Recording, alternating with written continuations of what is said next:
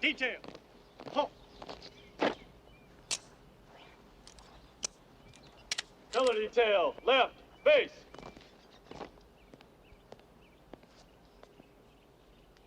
Sound attention!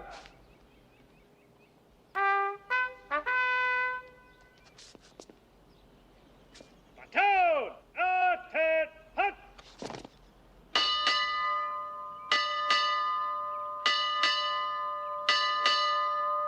Colors!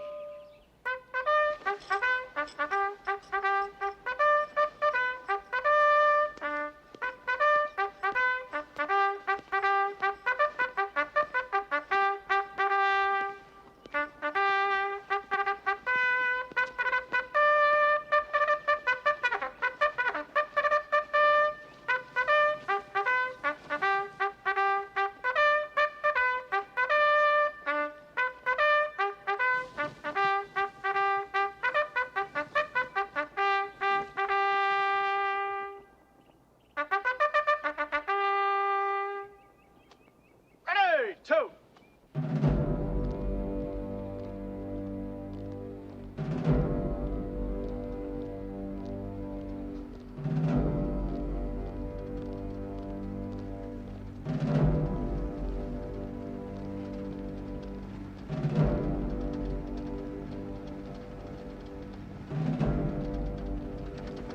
The Japanese sneak attack on Pearl Harbor on the morning of December 7th, 1941, struck a blow at the United States that will never be forgotten. 2,337 American servicemen dead, 1,153 wounded, 183 airplanes destroyed without leaving the ground, sunk or indefinitely out of action, 3 light cruisers, 3 destroyers, and 8 battleships. The California, the Oklahoma, the Maryland, the West Virginia, the Nevada, the Pennsylvania, the Tennessee, and the Arizona. The new odds: 11 Japanese aircraft carriers, to the United States 3. 10 combat-ready Japanese battleships, to the United States none. Superior numbers of Japanese combat aircraft and enemy-controlled seas, from the Japanese home waters to the very approaches of Australia itself.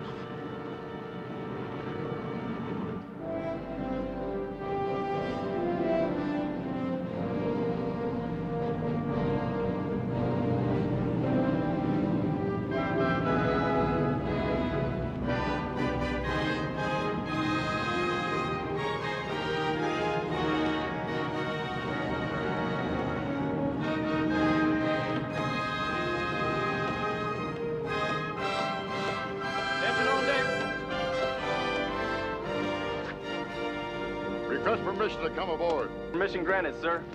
My name is Victor Henry.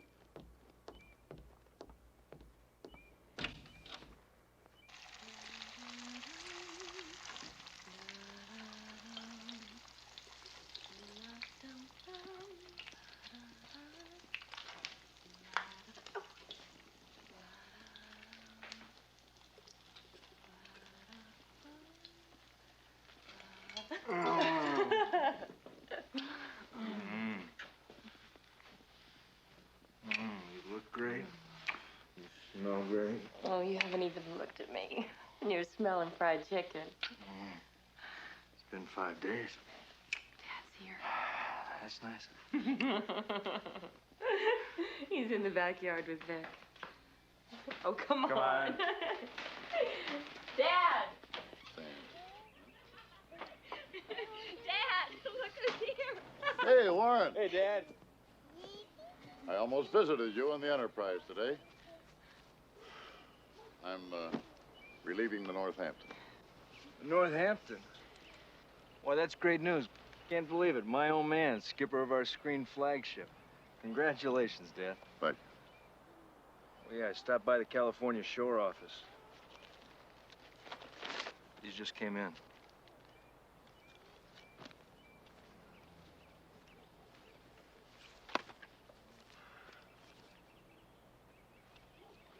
Okay, lunch in half an hour, man.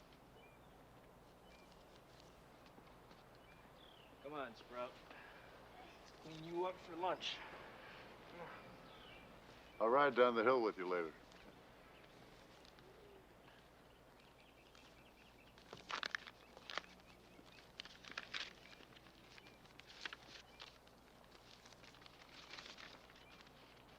My love, I hope this will somehow reach you. There's news. The BBC has asked my father to make a sort of Phileas Fogg broadcasting tour clear around this tortured planet of ours, touching the main military bases. When he told me about it, I only heard 2 words: Pearl Harbor. I know you were supposed to write to me first, but for all I know, your letter or cable will come next week, and I'll be gone. If so, I hope it is a love letter, not a dismissal, which is what I half fear and expect. You're so utterly devoted to your wife. The weather in London is unspeakable, and so is the war news. But for me, to be quite honest, the only news that counts, and it's glorious, is that suddenly there's a chance to see you again. Now, crossed fingers, here I come. Love, Pam.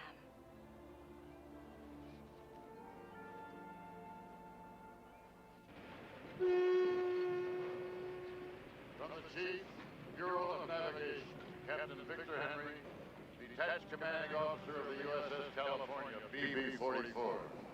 To relieve Commanding Officer of the USS Northampton, CA-26. I relieve you, sir. I stand relieved, sir. Congratulations. Commander Grigg, all ships' standing orders remain in force. Dismiss the crew from quarters. Aye, aye, sir. Crew, dismissed.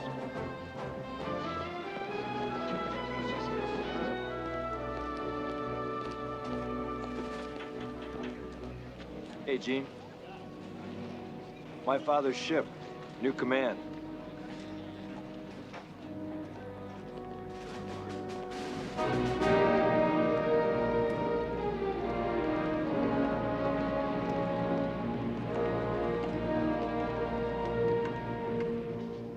Right 5 degrees rudder, all ahead 2/3. Right, 5 degrees rudder, aye, sir. All head 2/3 aye, sir. Sir, rudder's right, 5 degrees. Engines answer head 2/3, sir.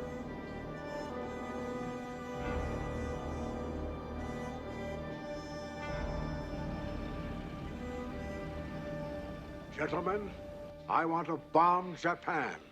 I want to strike them at once. Anyway, as soon as possible. I want to be able to tell Churchill when he arrives that such an airstrike is in the works.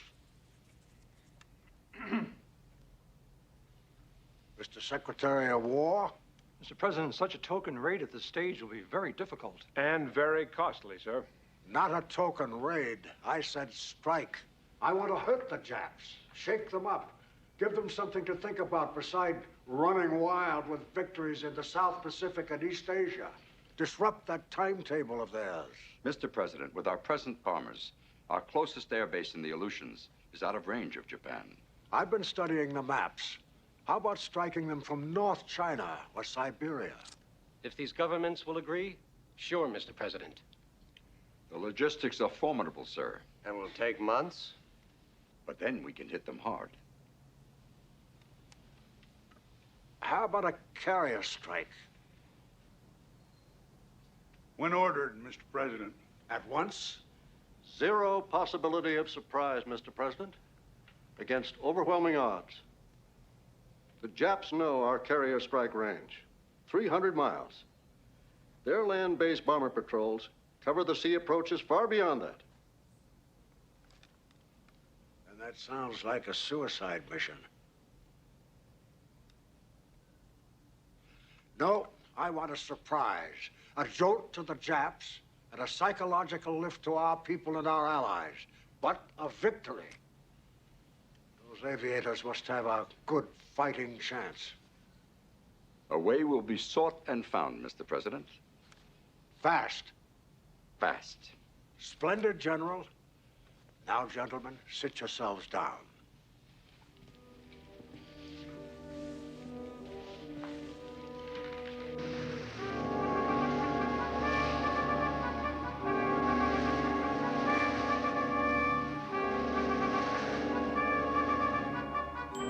So, gentlemen, the word from headquarters for War Patrol number 1 is that a mess of big transports have already left the Jap home islands for the Philippines. Escorted by battleships, carriers, cruisers, and God knows what else for an invasion of Luzon. They'll probably hit the beaches at Lingayen Gulf, and from there, try to march to Manila.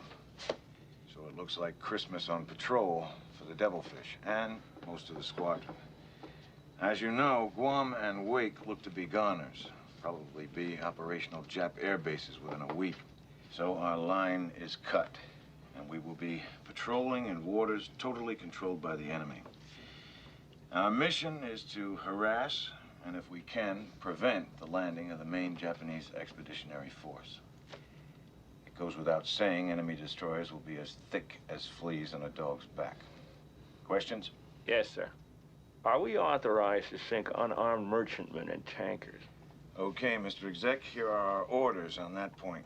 On December 8th, this force received the following fleet order from Commander-in-Chief, Pacific Fleet. Execute unrestricted, repeat, unrestricted warfare against Japan. The Devilfish will govern herself accordingly. Anything we sight, we sink, without warning. Gentlemen, the Japs attacked Pearl Harbor without warning in the middle of peace talks. We didn't throw away the rules of civilized warfare. They did. This isn't the war we trained for, but it's sure as hell the war we've got. Any further questions? Prepare all departments for War Patrol underway for Lingayen Gulf, 17 December. That's it.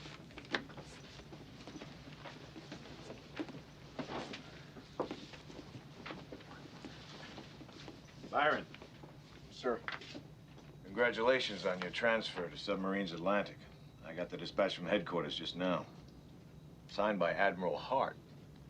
Sorry to lose you. When can you detach me, sir? Well, not till after this patrol. You're needed.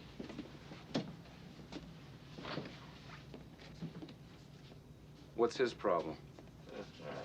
He disapproved my request, didn't he? I changed his mind. Thanks. Yeah. But you're wrong to go, you know. Our war's out here. Lady, my wife and kid may be caught in Europe. I know, but even if they are, what can you do about it? Well, for starters, I can be 10,000 miles closer.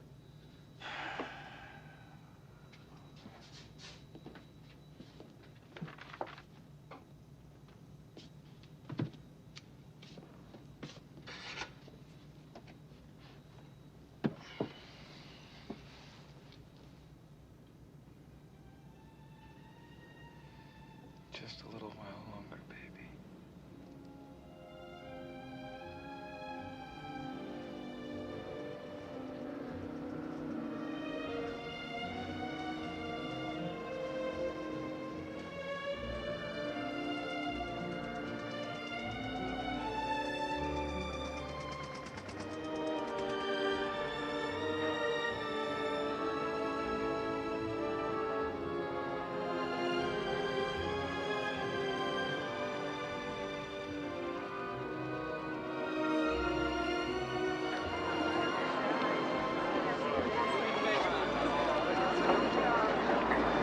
There you are, Natan.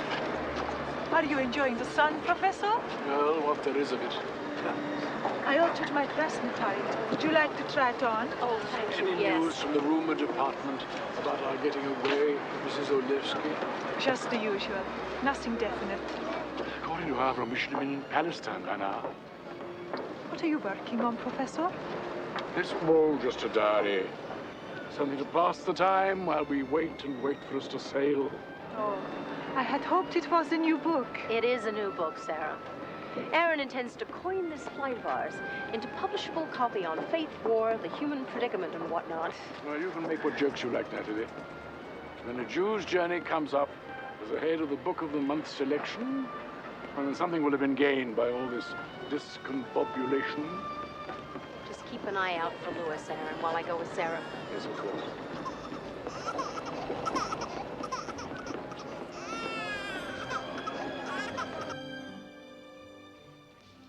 It's perfect, Sarah. I really do love it. I bought it in Paris, spring 1938. Seems like ages ago. I'll have to pay you for it. Whatever you think it's worth. Yes? Abraham. Mrs. Henry, I was looking for your uncle.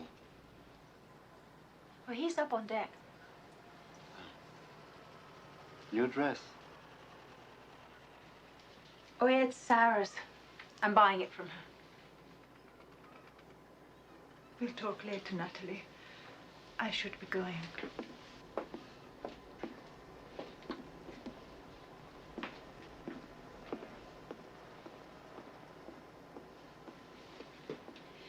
She needs the money for her family. And I started to loathe that everlasting brown wool dress of mine, and I mean truly loathe it. Good choice. You look very pretty in it. Thank you. Well, what did you want Aaron for? In Rome, Mrs. Henry, did Dr. Jastrow know anybody at the German embassy? German embassy? I don't know. Why? Werner Beck. Why, yes, I did know of Werner Beck years ago. What about him? I have a message that is coming from Rome, and is bringing with him your manuscript, the Arch of Constantine. How could that be? I left the manuscript in my hotel room when we fled. I never hoped. Who is he, Aaron? If he's the same Werner Beck, he was a student in my last graduate seminar at Yale. One of the good German students, a demon for work. I've not seen or heard from him since. But what is he doing with my manuscript? And how has he managed to track us here? It all seems rather ominous, doesn't it? I don't know, but when he arrives, if we deny you're here, the Ovra will come on board to search. They do anything the Gestapo wants. When is he due here? Very soon now.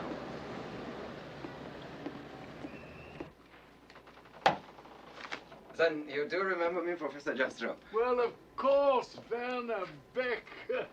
Yes, you've put on a bit of weight, that's all. Yes, far too much. Well, here's the Arch of Constantine. I can hardly believe it. Natalie, do you see? It seems to be all here. Oh, Werner, I can't thank you enough. Thank you, thank you, thank you. But how on earth did you happen to come by it? I found it in your hotel room at the Excelsior. How did you know we were there? And how did you find out that we'd come here? Please, Mrs. Henry, the Gestapo, of course, has a list of all foreign nationals staying at Rome hotels, and the Ovra reported to the Gestapo that you had boarded this vessel. Then you're in the Gestapo. No, Mrs. Henry, I am a foreign ministry officer. Please, allay your fears. Yeah, I took the liberty of reading the work. Compared with a Jew's Jesus, it is a great advance. It is your finest achievement. How kind of you to say so, Werner.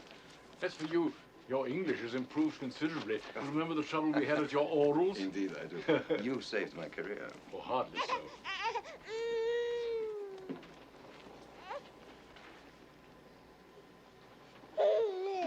Your child is not well, Mrs. Henry?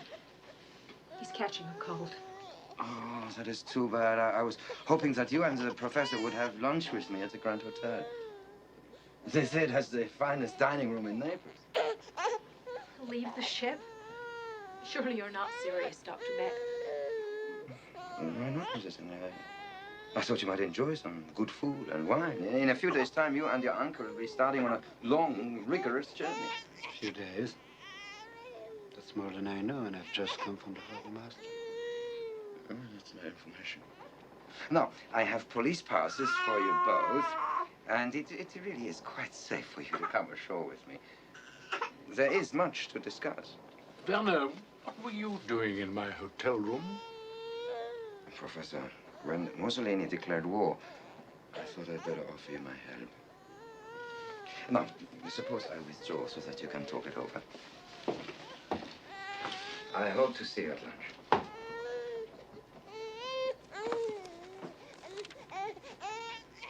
You're not seriously thinking of going, are you, Aaron? I'm certainly not. What do you think, Rabinovitz? I don't know. Well, I've always been a clumsy old dunderhead, so I may as well follow my nature. I think I shall go and take lunch with Werner Beck. By all means, Aaron, enjoy your lunch. Maybe some of his Gestapo pals will join you and make things jollier. Find out all you can about our departure. Yes, of course I shall. Natalie, if I don't come back, at least you'll be rid of one of your millstones, won't you?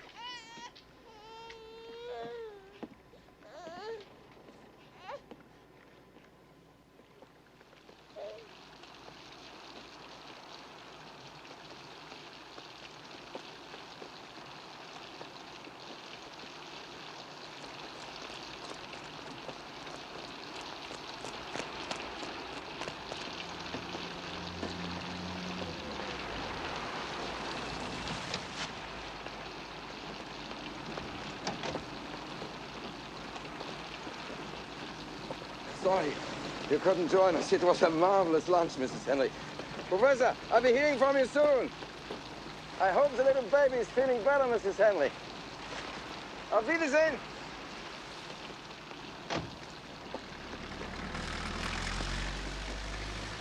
Well, my dear, I'm back, you see, like a bad penny. Thank God for that. We must speak to Rabinovitz. Sure you don't want a nap first? No, I'm not feeling sleepy.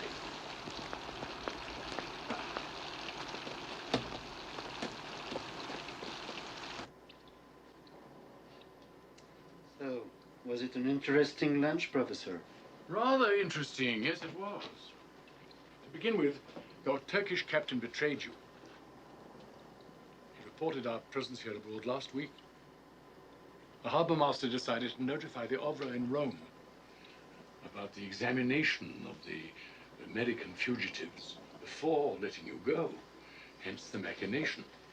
What about leaving? Still a few more days, he says. And he gave me this. Those are the Italian police regulations for the American internees to be sent to Siena to await exchange there. As it happens, my home is in Siena. My staff is still living there.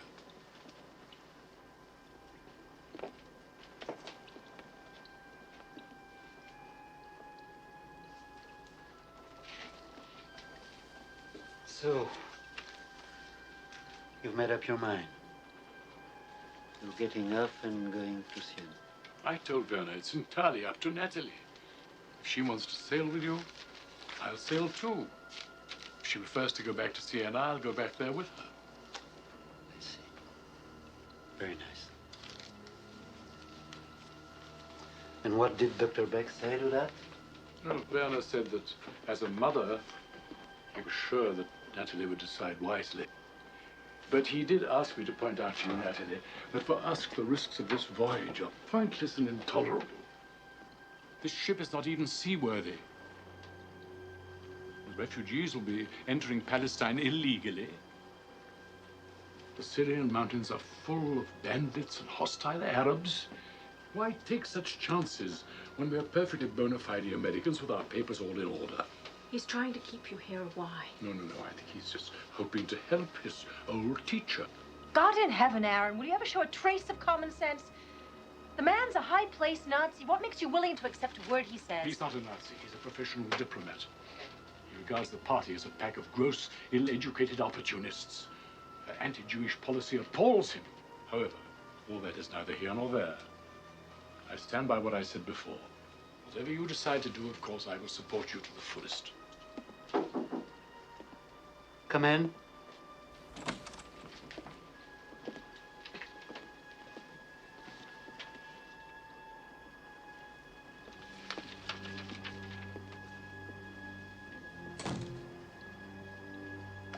We'll talk later. I have to fuel and provision the ship. What is it? The harbor master has cleared us to leave. You'll have to decide, Mrs. Henry. Come with us, Natalie. You'll be safe and free, you and your baby.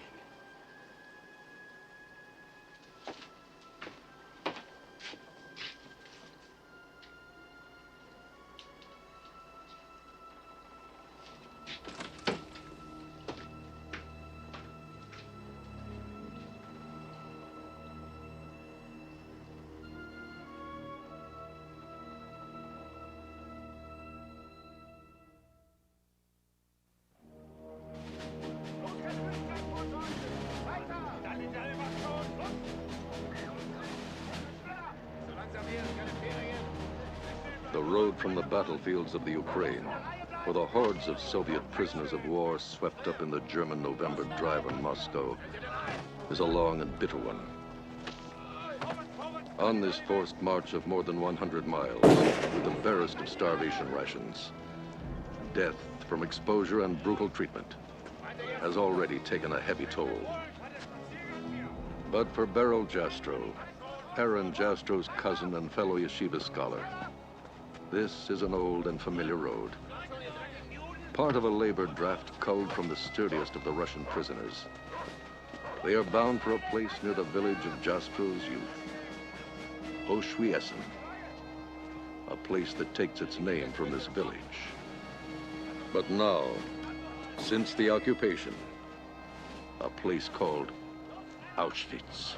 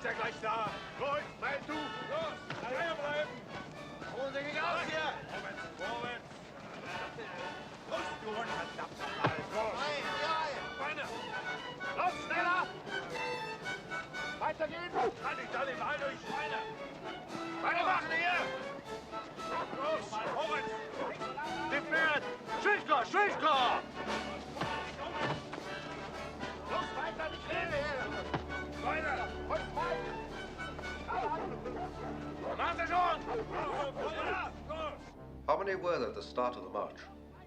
More than 10,000. And perhaps you would like to tell me how I'm to build barracks for 100,000 prisoners with what's left. They are nothing but walking corpses. There are good specimens, too. Yes. 1 out of 10. Maybe 1 out of 20. Besides, I have to use up 900 straight off. SS Major Rudolf Franz Ferdinand Hess, Commandant, KL Auschwitz. SS Lieutenant General Heinz Kammler. A doctor of engineering, Kammler is in charge of the all-powerful SS Works Division. Primary responsibility, all concentration camp construction in the Reich. Highest priority, expansion of the Auschwitz interest area into an industrial and slave labor complex of unprecedented magnitude. Gruppenführer, may I speak my mind? By all means. For 18 months now, I've put my heart and soul into building this new camp. The point is, what does Reichsführer Himmler really want of me? Maximum production of war material or maximum elimination of the nation's enemies. I'm a soldier, Gruppenführer. I will do either job, but I cannot do both at the same time. But why do you suppose you were chosen, Hess? The Reichsführer knows you are a man who can accomplish the impossible. And he will see to it that you are richly rewarded. Of that, I assure you. Thank you. But what will you be using for the special test?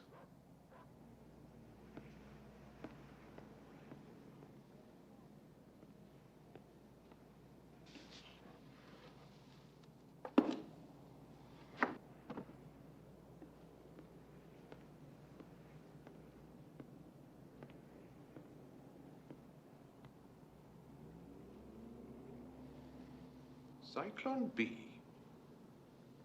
An ordinary insecticide. So simple. Standard camp issue for fumigation. Cyanide base. Of course, you're aware we will have to process hundreds of thousands. Eventually millions. It's the Führer's will. Will the new material work on such numbers? I believe it will. We have already tested it on smaller numbers. Besides, what is the alternative? The carbon monoxide they used to Treblinka was preposterous. I could have told them that. Messy, wasteful of fuel. And shooting on such a scale, the psychological effect on the execution squads would be unendurable. Besides, the Reich has better uses for the ammunition. So, you will be testing on 900 POWs.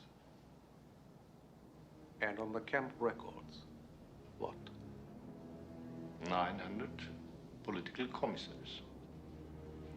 When? Christmas Day. Christmas. You won't be ready any sooner. Anyway, what do godless Bolsheviks care about Christmas?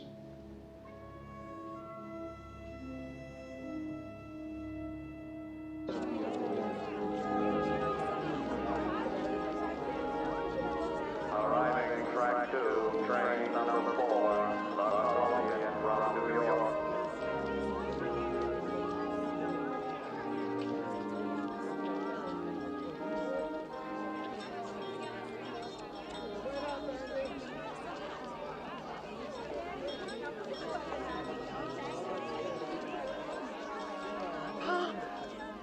Departing track number 4. Palmer, here.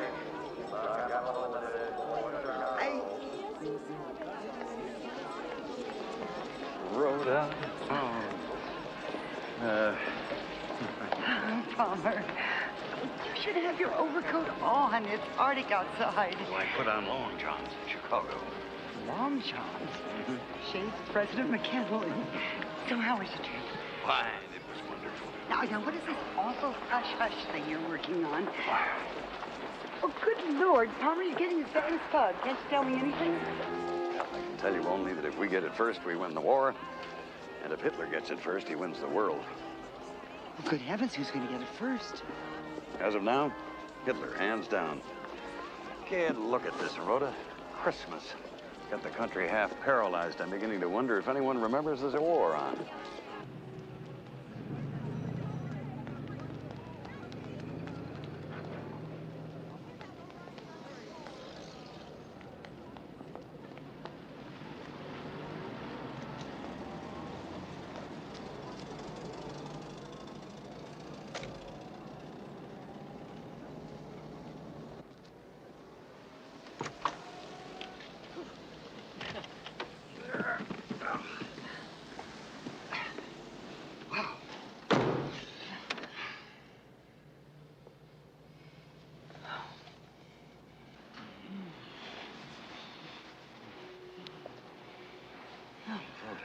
Oh, Palmer.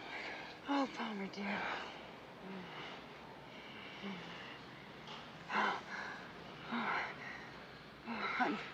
I'm afraid I have some bad news, Tom. Madeline's here. Madeline? Since when? She dropped in on me from New York this afternoon. How long is she staying? Just for the holidays. Oh.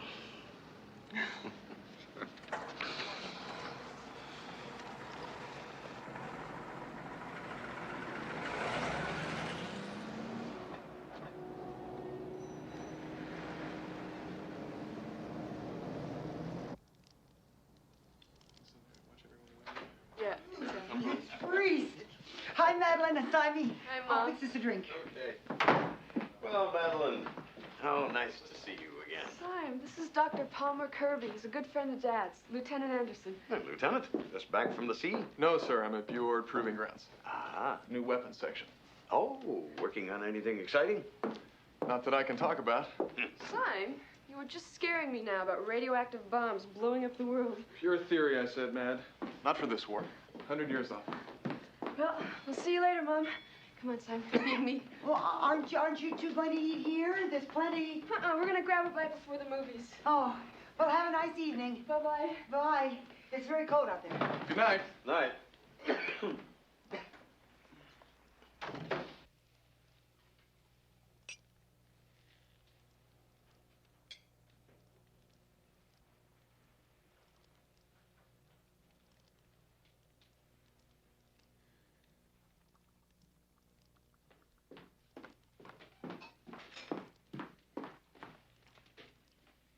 Black, right? Yes, that's right. Oh, Rhoda, you certainly know how to spoil a man. Why, thank you, Palmer.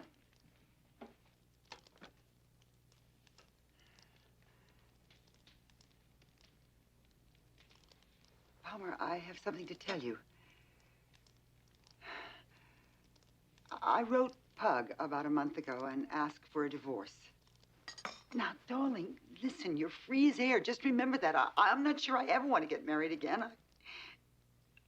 I'm in such a terrible turmoil.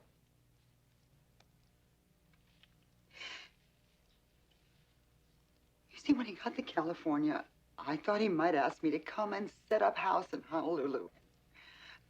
I simply couldn't face leaving you, so I did it, and now it's done. What reason did you give him, Rhoda?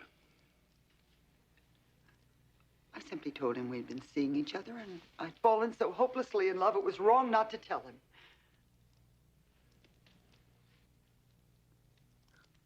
Has he answered you yet? Yes. A lovely, heartbreaking letter. Let me see it. Are you sure that's what you Please, want? I want to see it, Rhoda.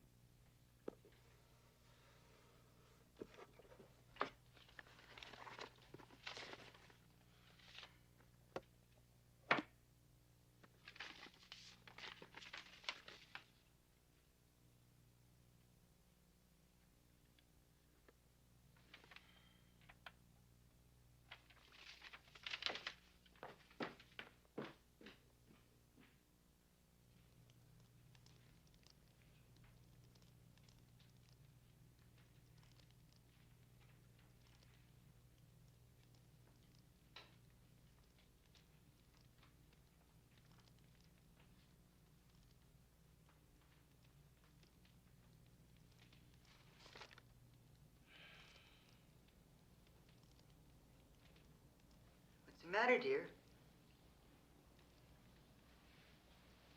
Nothing. I still have a report to write tonight. It is awkward, isn't it? I mean, Madeline being here and all. Palmer.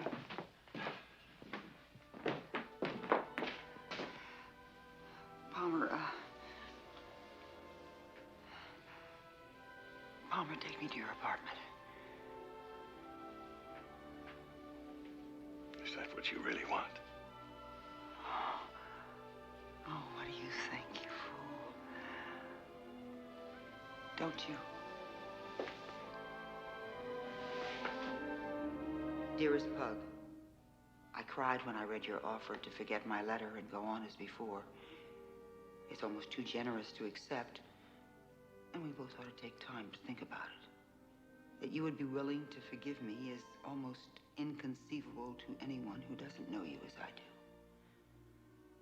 Believe me, I have never respected and loved you more or been more proud than when I read your letter. Oh, my dear. Our whole world seems to be coming apart. You're a rock. I'm not. Please try to forgive me, and maybe we can still pick up the pieces. But for now, life has to be clear and simple for you. Beat the Japs.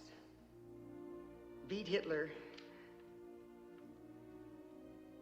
Oh, my love, always. Ro.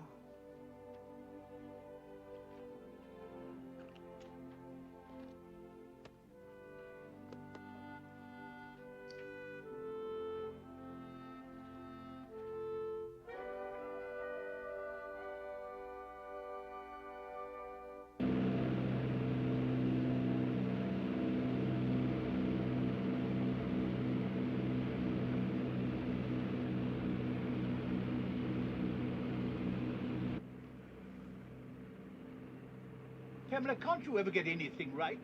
I never said that. Oh, perhaps I did. Oh. This is going to be worse than Ceylon. We're going down into a bloody inferno. Looks like a peaceful little inferno to me. Where are the vast fortress walls, the masses of cannon, the swarms of Spitfires and Hurricanes? That doesn't show naturally. Believe me, this little green scorpion of an island down there packs a hell of a sting. Prepare to land. Please prepare for landing at Singapore. Oh, I look as if I've been digging a ditch. So Philip Rule is meeting us. Oh, swine cabled me in Ceylon. Damn able correspondent, Philip. Talkie, I finished with him long ago.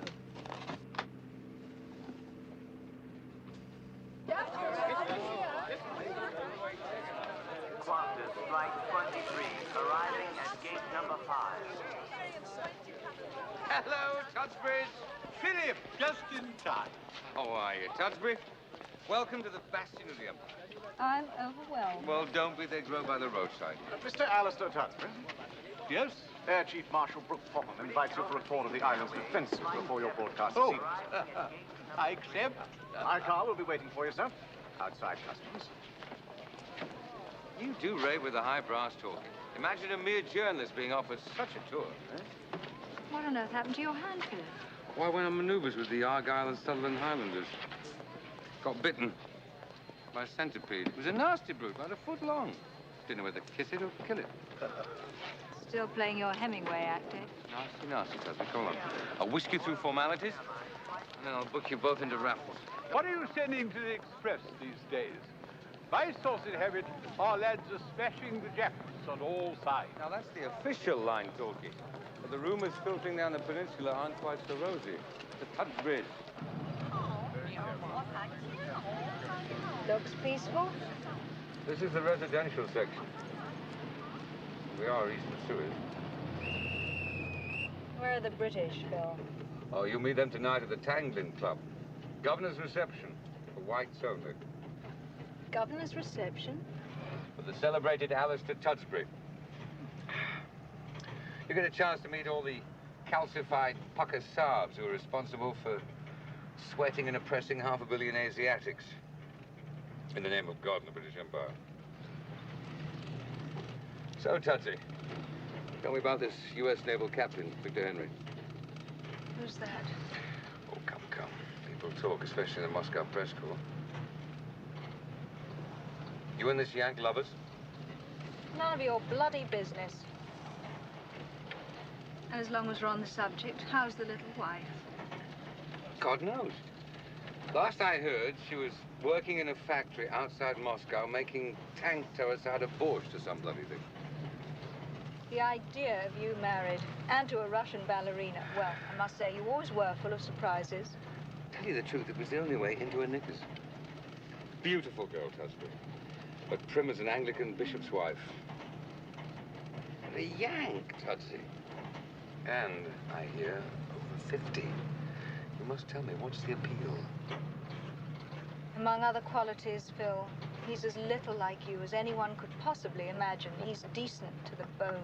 Ah, the charm of novelty.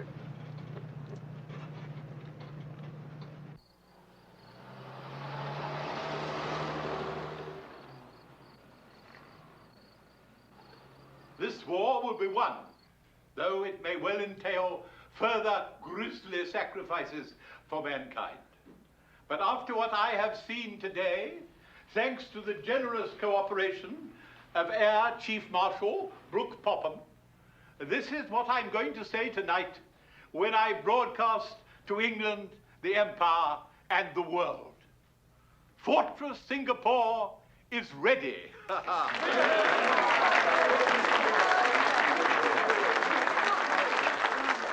Fortress Singapore doesn't expect a tea party, but it is well prepared for its uninvited guests. Let the rest of the world be assured the Japanese will not enjoy, if they ever get near enough to taste it, the bitter brew that awaits them at Fortress Singapore.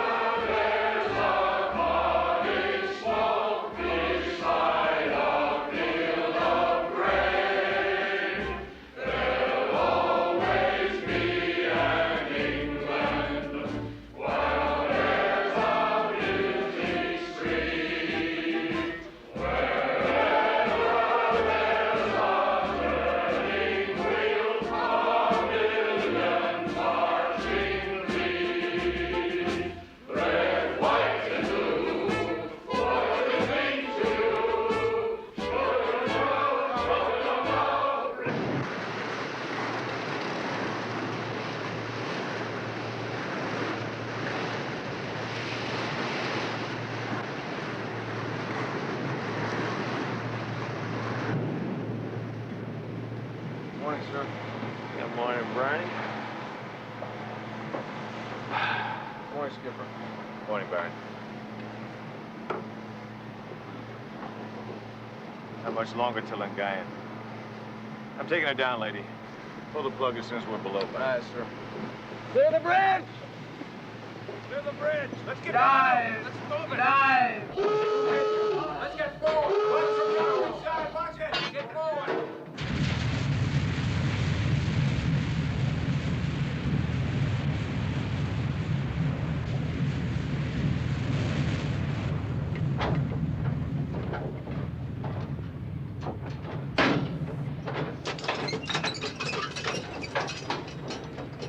Green board. Lead air. Secure air.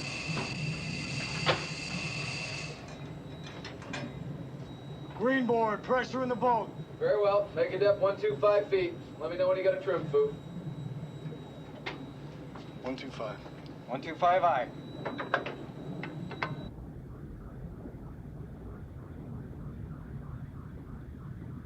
I'll relieve you, Brownie. Stand relief, sir. I want you to go forward and check the new torpedo exploders. Aye. Blow negative to the mark. Bridge circuit secured, sir. Very well. Give me a 9-degree down bolt. Line it up.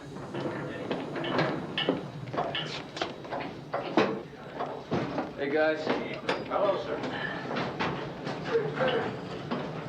How we doing, Hanson? Ready to load all 6 bow tubes with warheads, Mr. Henry. All fish routine. Exploders are ready for insertion. Well, let's get at it. Booster well, and insert the booster.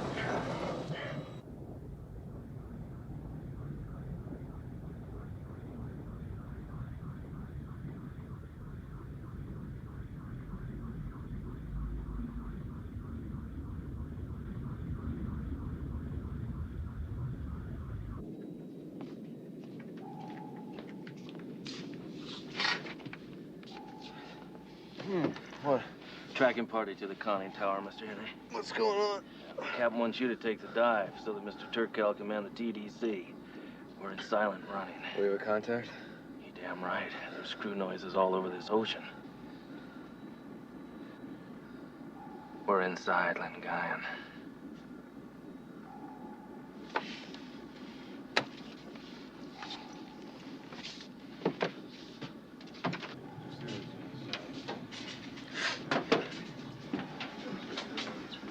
Lady, when did all this break? We picked up these clowns on sonar at about 9,000 yards. All of a sudden, we must have come out from underneath the thermal layer. I want you to take the dive. I'm going to go back up to the conning tower. Very well, I relieve you, sir. And I stand relieved. We're at 125, running silent, all ahead 1/3. And for once, Foof left you with a good trim. Sure sounds like a mess of them. Yeah, like the whole damn Jap landing force.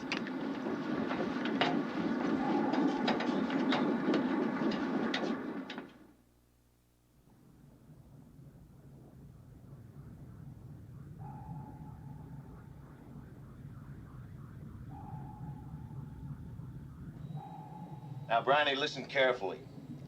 I'm gonna raise #1 periscope all the way. I want you to come to exactly 66 feet and level off. And then another foot and level off. Just the way we did on that last practice run on the Litchfield. Nice and easy, you know. Aye, sir. Make it up 6 feet. Zero bubble.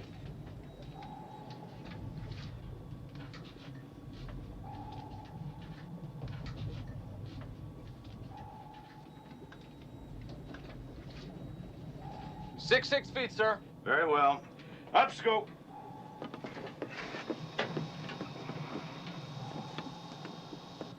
Make it up 5 feet.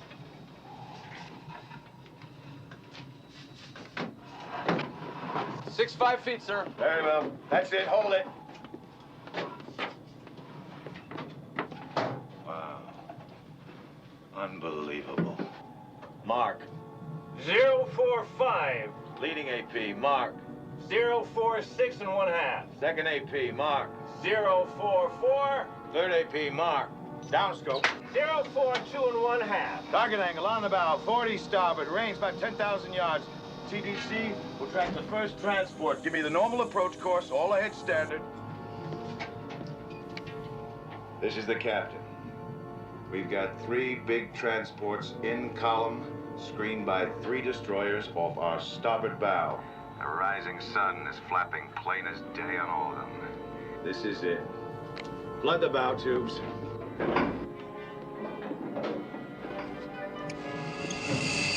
All tubes flooded, sir. Very well.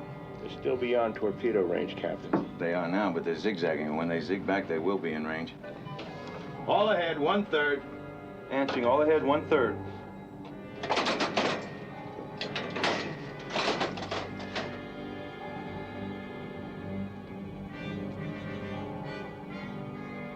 Up scope.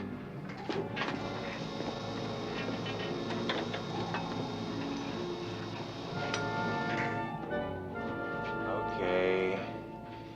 Here they come. They're zigging back. Get ready to shoot. Still in outside range, Captain. I'll use slow settings then. I'm gonna shoot. Open out the doors. Lead transport bearing. Mark. 350. Range. Mark. 4,500. Downscope. Angle on the bow, 70 starboard. Now all hands. I intend to shoot 4 bow tubes at those 3 big overlapping transports. Set depth, 30 feet, all tubes. Acknowledged, sir. Very well. Up scope.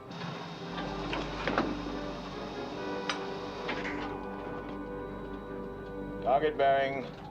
Mark. 352. Range. Mark. 3,500. Downscope.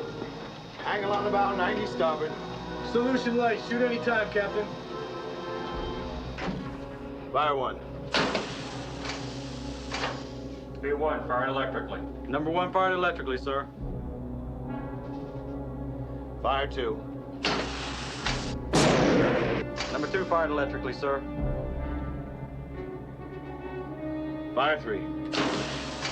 #3 fired electrically, sir. Fire 4. #4 fired electrically, sir. All fish running toward target, sir. Very well. Up scope.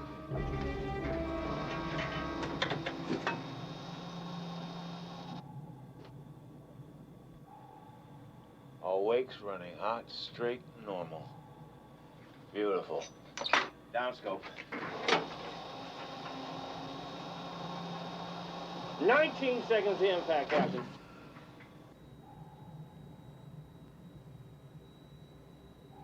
15, 14. No, it has to be.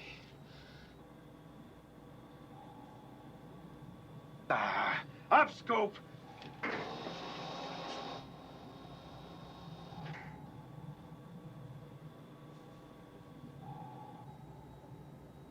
Scope's been up 14 seconds. Down scope. 4 misses. Lady 4. These 2 wakes had to go right under the lead transport. They've spotted the wakes. That near destroyer's coming right at us with a hell of a bone in its teeth. All ahead full. Answering, all ahead full, sir. Brandy, emergency. Give me 250 feet. What's he talking about, Mr. Henry? Lingaya's no deeper than 170. We're gonna hit bottom like a ton of bricks. All hands. Rig for depth charge on the double.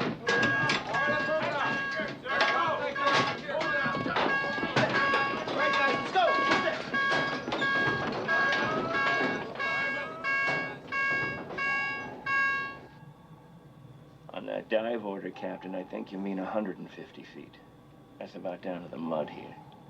Oh, right. Thanks, lady. Byron, make that 150 feet.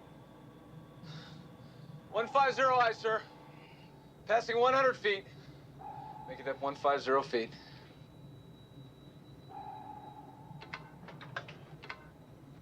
Blow negative to 4,000.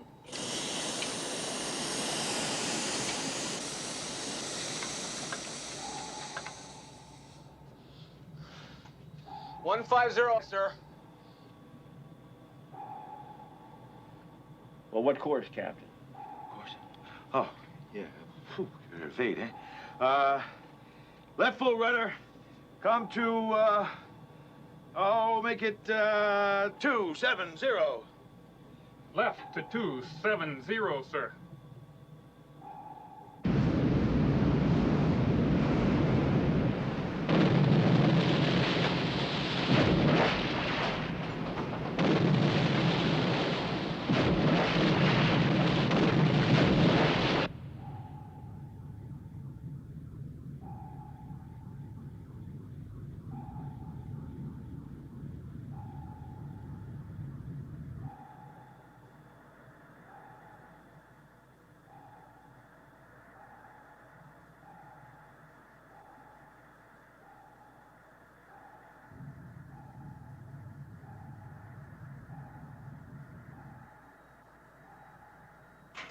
Depth charge on me.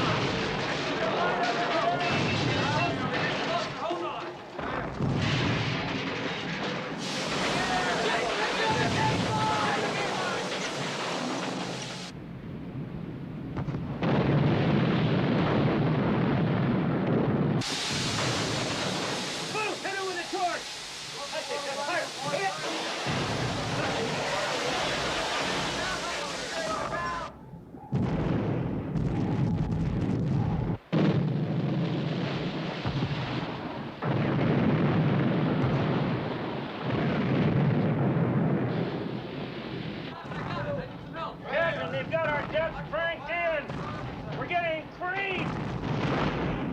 Let's take her up to 55 feet and give them a knuckle. Brandy! Take her up to 55 feet, sparkling! 5 feet high, sir. Give me a 10 up, Whitey, no more. 4 degree down as we pass 60 feet.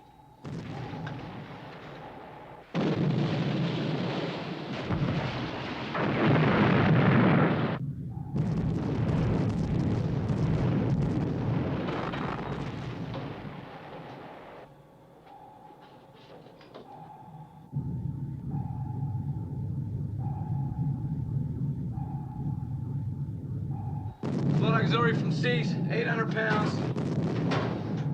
Leveled off at 5 feet, sir. Very well. Everything okay down there? Seems to be, sir.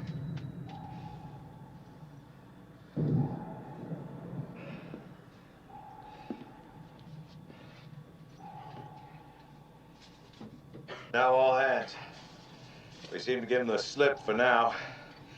Congratulations on bringing the devilfish through her first enemy attack. Make depth 65 feet. Lady, Foof, let's look at the chart. Lady, what do you think? Well, I'd say he's heading for the beach. You know, why is that? Because he probably knows that we're still trying for the landing area. Well, if you're right, that's just great. Because we're heading for the entrance. The entrance? Of course. The whole landing area will be on full submarine alert now, lady. We can't accomplish anything here. But up at the entrance, we might find some fat pickings. All right.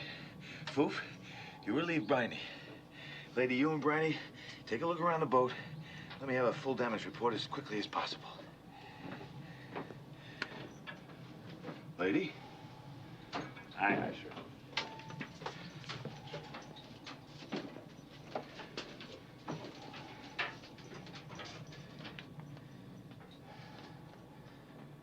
No, you tell me why he's not going after those transports. Brownie, Hobart knows what he's doing. He does. Yes. You heard him say that our torpedo attack put the landing force on full Oh, sub-alert. lady, the landing force has to be on full sub-alert anyway. You know that. We're still little with 20 fish, and he's running. What the hell are we out here for?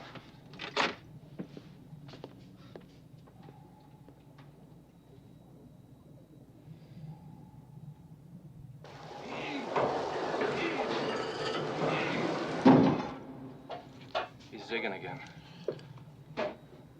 Range 6,500. Steve, ready to relieve. He's back with us. We're at 80 feet and 1/3 speed. Very well. I'll relieve you, sir. I stand relieved. Sonar's got him at 6,000 yards. He's already completed 2 tight squares. It looks like he's about to take a wider sweep. What do you think, Chief? Well, it's a pretty dark ocean up there, but if he carries out the right search pattern, he could pick us up again. Range 5,000 in closing. Lady, let's take a look. Steve, keep feeding plot. We're going below. Aye, aye, sir.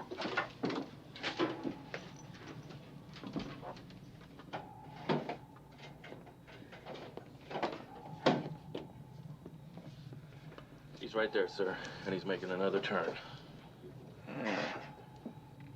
Well, maybe we should change course, Captain. Come right. Negative. We're continuing towards the entrance, where the pickings are. Hold course, speed, and depth. He may not pick up an echo at all. The Litchfield didn't, passing us at 3,000 when we were at the bottom. Well, why don't we at least pop the scope up? Maybe the weather's lousy topside, and we could surface and run the hell out of here with our diesels at 21 knots. The batteries are pretty low, Captain. How much juice left for underwater evasion? Damn it, lady, what if the weather isn't lousy up there? We're up moon from him.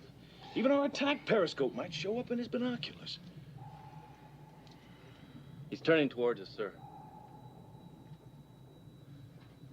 Well, maybe he picked up a school of fish.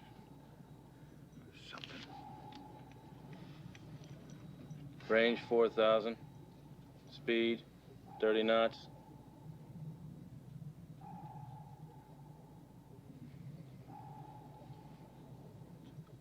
Range 3,500. Collision course, Captain. Rig for depth charge. Rig for silent running. Emergency, give me 100 feet. Make it up 100 feet. All ahead full. Down. Flood negative. Retract the sonar heads. I'm going to the bottom. You're bottoming. That's the way I shook off the Litchfield, remember? His sonar couldn't screen out the bottom return. We're in extremis. It's our best chance. Give me a thermometer reading. Have all hands prepare to bottom. Right! Full right! weather!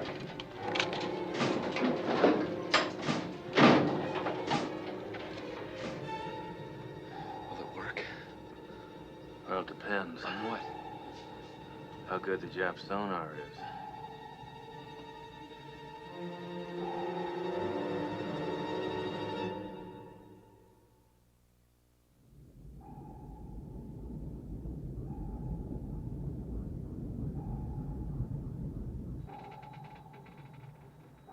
All right, level off.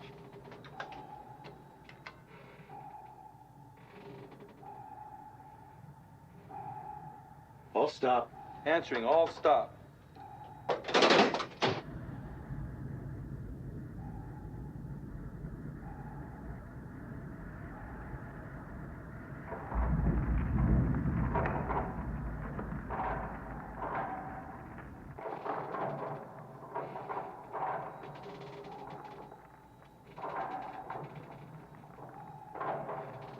On the bottom, sir, at 97 feet.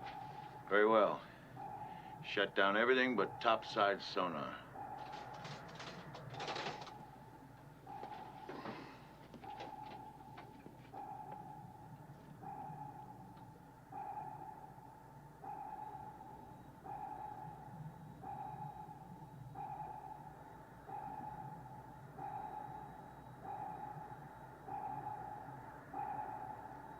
Topside sonar reports is dead overhead, Captain. It's too close for a good bearing now.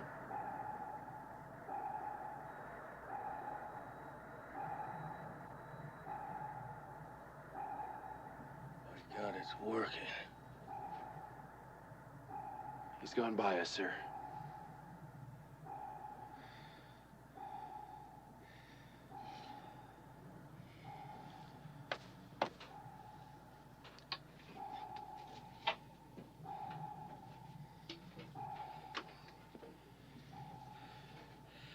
How are we on air? 40 hours, Captain. Okay. We'll just lie here until he fades off.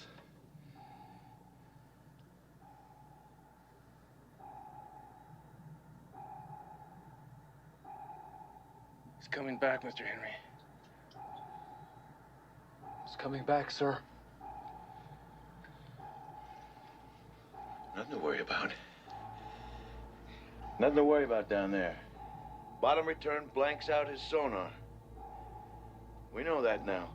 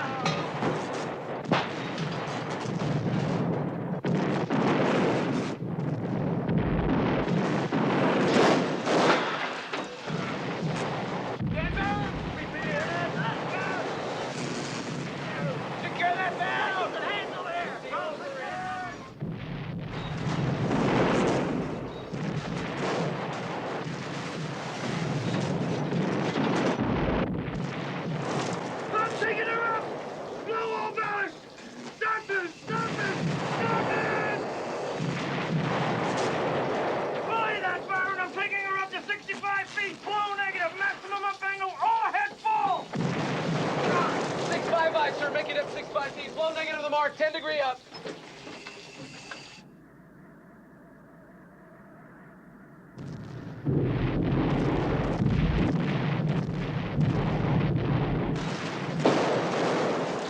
All compartments report damage.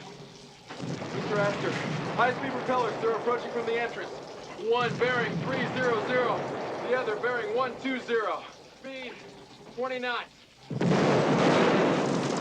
Mr. Astor, 2 more destroyers.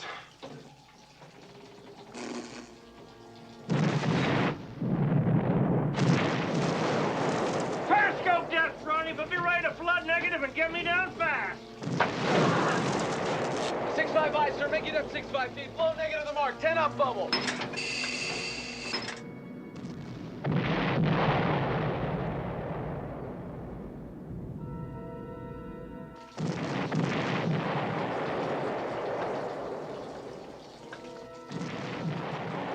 Level off at 6-5 feet.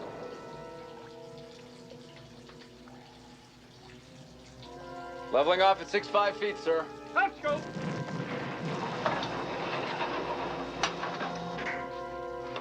Hot damn, it's raining, it's pouring. We're right in the middle of a damn squall. Black as a cow's insides. Prepare to surface 4 main engines. Prepare to surface. 4 main engines. Tell maneuvering room to stand by to make 21 knots. Ready to surface, sir. Surface, surface, surface. Blow up, buoyancy. Blow all main ballast.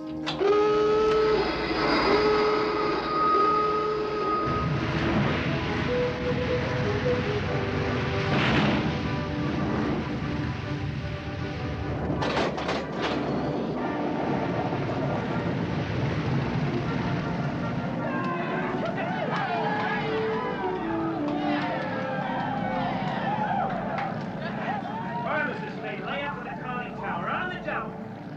Righty, come up here a minute.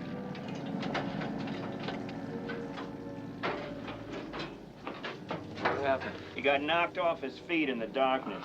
I just wanted you to see why I was giving orders. Is he all right? Doc, come here, have a look at him. Aye, sir. What do you think? Okay, guys, listen up. Sonar reports that the destroyers are rapidly opening the range, and it looks like we've shaken them off. Now, I'm sure you already know that during the last barrage, the captain was badly hurt. Doc Halston says he's got a concussion, that it seems serious. Well, what it means is that the Devilfish is going to have to return to base. I know, I'm sure you guys feel as badly about this as I do, but the captain just isn't up to conducting attacks, and he can't delegate command. Well, how do we get out, lady? And when? On the surface, Foof, straight down the middle at 21 knots in approximately 40 minutes. On the surface? Yeah. I know, Billy. It's a tough one. Destroyers and sub-chasers are going to be as thick as whores on Market Street. You see, on the other hand, we've got 0 visibility topside. The entrance is 12 miles wide, and at flank speed, we can run through and get away in 15 minutes. Any comments? That's the way to go. All right, then that's that. I secured for a while to allow the crew to get a sandwich and hit the head. You mean there's a sailor on this boat who hasn't already pissed in his pants? All right, back to battle stations. Yeah.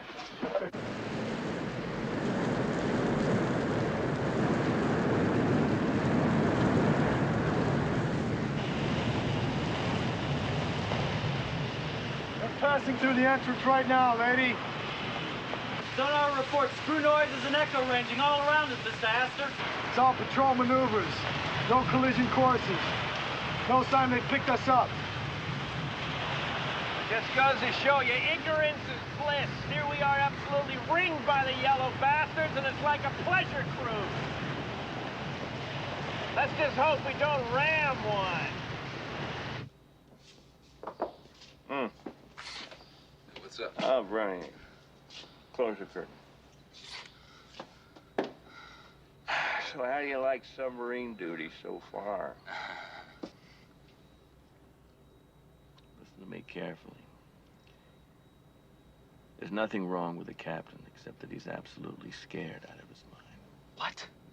No concussion? No. He confessed to Doc Halston, and the doc told me. I can't believe it. He just can't hack it, Briney. The doc had to put him asleep with a sedative. Does anyone else know? No. And I'm gonna back his story. The truth will come out soon enough. Meantime, we're returning to the barn with our tail between our legs, and that's poison for the crew. So if we make a contact on the way back, I'm gonna ask the captain's permission to shoot. Yeah, damn right. Foof will be my kibitzer. You'll man the TDC. Me? Lady, I've never run the TDC on patrol. Well, so what? You did a damn good job in the attack trainer. Anyway, there's nobody else.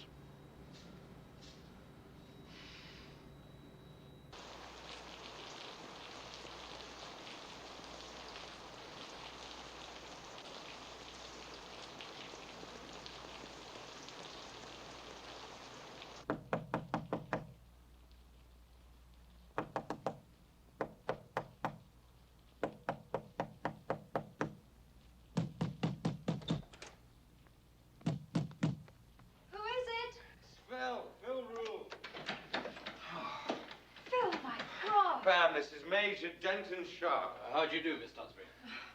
Come in. You have any brandy? Major Sharp? Yes, please. Bless me, Phil. You're drowned. Major Denton Sharp, Alistair Tusbury. My dear fellow. Penang has fallen. We've just come from there. That far south. All Malaysia's falling. It's a rout. I heard some of your broadcasts up country. Criminal lies, Tudsy. How the hell can you still suck up to these incompetent, mendacious bastards who botched this job and lost the empire? Not that it was worth saving. I told the truth, Phil. Such as I could find out. Your truth is Rule Britannia drivel. You might as well let Government House make your dispatches. Phil, please. I say, jolly good brandy. Oh. Don't mind Phil, he's got the wind up. He's never been through a retreat like this.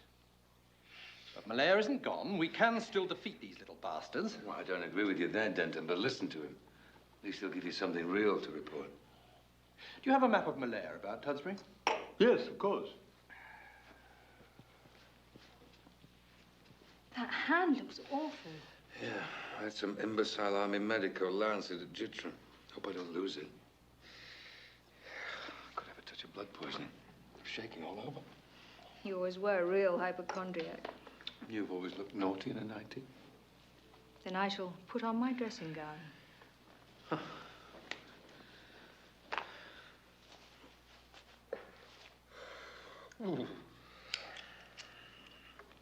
But despite the poor performance of our Asiatic troops, we've still got the edge, Tudsbury. If the top brass ever awakens from its funk. If. The trick is to use delaying tactics, to force the Nip into using up his ammunition and supplies. Meanwhile, our main forces fall back to two very strong lines. One here in Johor, and the other here, along the north shore of Singapore Island itself. Now, there's still time to build those defenses, what with a labor pool of nearly 2 million Chinese and Malayans. What are you talking about? The North Shore is impregnable. I've seen the defenses myself. Well, you're wrong. There's nothing on the north shore of this island but marsh. They probably showed you the walls of the naval base. Are you telling me that the BBC has been lied to by the highest officials of this city? Oh, my dear fellow, one uses you. Why do you suppose I'm here? I don't feel badly. Churchill himself has been lied to. There's not one man to tell him that Fortress Singapore never did exist. The empire is teetering in the balance, Tudsbury. That's not journalism. That's military fact. We can win here, but we must get cracking. Very well. If what you say is true, I've lent myself to this government's suicidal sham. I shall broadcast your story. Really? Smashing. They won't let you broadcast out of Singapore, Talkie. The governor and Book Topham will put you behind bars before that happens. Very well, I shall go to Australia. I'll leave in the morning. Yes, that might work. You'd better stay here, dear, and keep an eye on things. Well, Philip, I thank you, and take care of that hand. I shall be listening for your broadcast up country. Don't bother to see me out. Well, you'll be in Australia then for Christmas. And I'll be here. I know. But what's to be done? The war. This story must go on the air. But what if the Japanese show up before you get back? Nonsense. You think I'd abandon you? The little beggars are still 300 miles up country. Oh, well, good. I mean, given the choice, I'd rather not be raped by platoons of slavering Orientals. Well, now that's settled. You won't mind if I stretch out here on the couch? I've got to get to a doctor with his hand in the morning. You could have Pam's bed. We shall be up all the night writing this story. Draw him a hot bath, dear, and then let's get to work.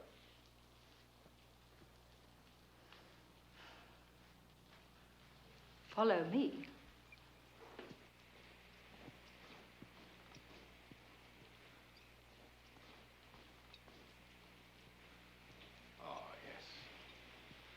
Oh, yes, Tudsy. I can see us being very, very cozy in here until the old gas bag gets back. Not bloody likely. All right then, Tudsby. Now let's talk about it. Well, what finally finished us off in Paris, I mean, it all got very blurry. Was it the waitresses? Low taste, I admit, but an amiable weakness. Not the waitresses, Phil. Not even the whores. The Yale boy. Oh, yes. Young Antinous. Schoolboy laughs. Nothing to get upset about. You're hopeless. I do my best, love. But you do realize you will be alone here if those slavering whores do make a sudden breakthrough.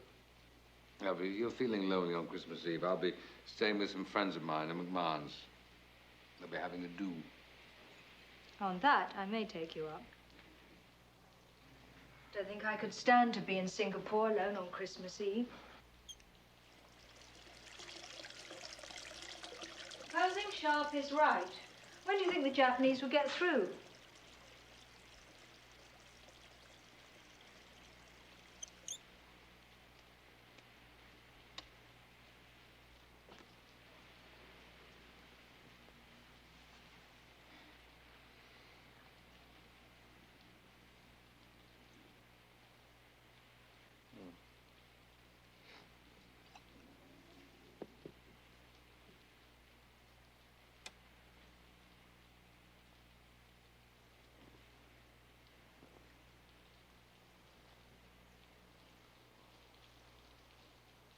What the devil, Pamela? Come get at the typewriter. Let's go.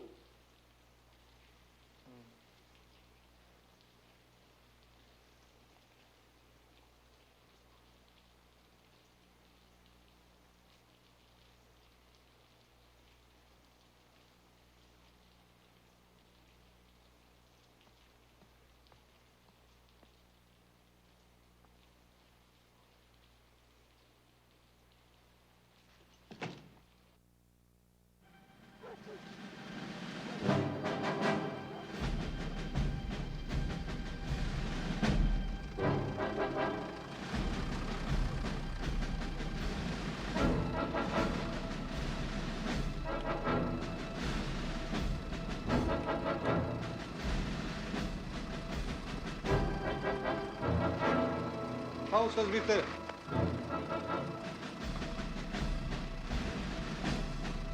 Danke.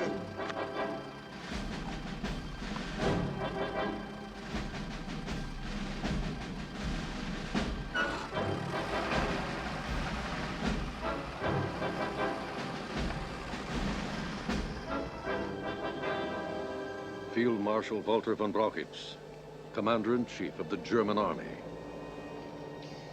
I have already offered twice to resign. What can he do to me? Colonel General Franz Halder, Chief of the General Staff. You must not resign. I'm sick.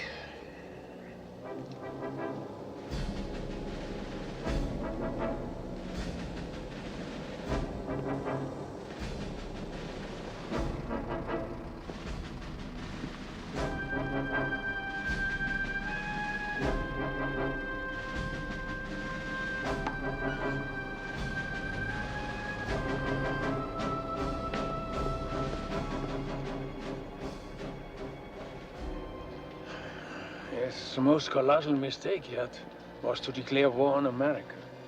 Why? Why? Perhaps his treaty with the Japanese? But the Japanese attacked the United States, so there was no treaty obligation. He is an adventurer. He acts on impulse.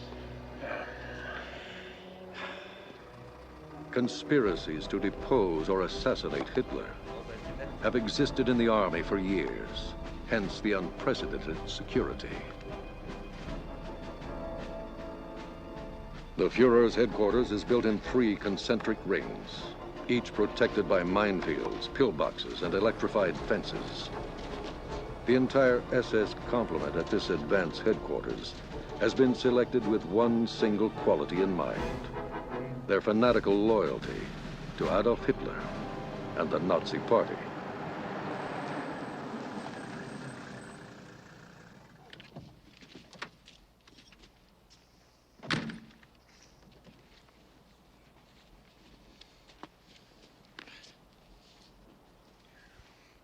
If only he would listen. Going on the defensive in the Soviet Union is the main thing. Then, in the spring, with a smashing new offensive, we may be able to win some kind of peace. Meine Herren, Ihre Sonderausweise bitte. Even the highest generals must display a special pass at this highly guarded complex. Danke. Good for one visit, and pass the personal inspection Danke. of Himmler's own chief of security and commander of the Hitler elite SS Guard. Who is responsible for this driveling nonsense? As ordered, mein Führer. The Eastern Front strategy to knock England out of the war. What has England to do with this filthy rubbish? General withdrawal in the east rear positions. The front straightened and shortened. New front line chosen with an eye to easy quartering and simplified supply problems. Ah, yes, you gentlemen of the officer corps, with your fonds before your names, who never dirtied your polished boots in a trench, the kind of trench I served in for 4 years. Always looking for an easy war, for simple war, while you snicker behind my back at the Bohemian corporal who knows, from bitter experience, from lying gassed in a field hospital, that war is hard. Vain, soft, cowardly wretches beneath contempt. I repeat my request to be permitted to resign. Yes, now! Now that you have ruined my Eastern campaign, I designed it with crystal clarity. It was bound to lead to victory if you had done as you were told and driven for the Caucasus oil. But no, you knew better. You and your generals had to march on Moscow. You wanted your prestige successes. Fool! Weak! Nincompoop! There will be no withdrawal on the Eastern Front. Not 1 inch. Every German soldier will hold or die where he stands. My Wehrmacht will not turn its back on the Russians and fall to pieces like Napoleon's Grand Army. I beg you, let me resign. Resign! You are dismissed, Herr von Brauchitsch! From your post, from my armed forces, from all further service to the fatherland that you tried to betray with this treasonous filth!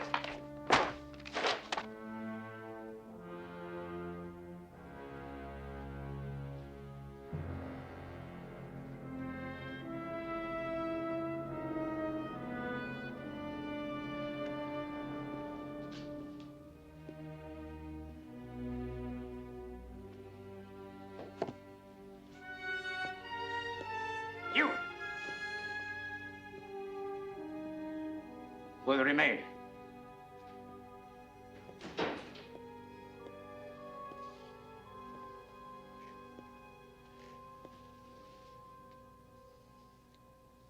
This little affair of operational command is something anyone can do. The task of the commander-in-chief is to educate the army in National Socialism. I know of no general who can do it as I want it done. Therefore, I shall take over command of the army myself. Yes, mein Führer. I shall require a chief of staff, of course. If you wish to resign, I will permit it.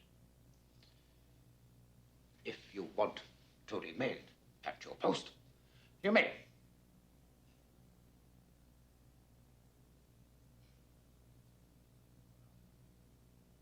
For now, that is all.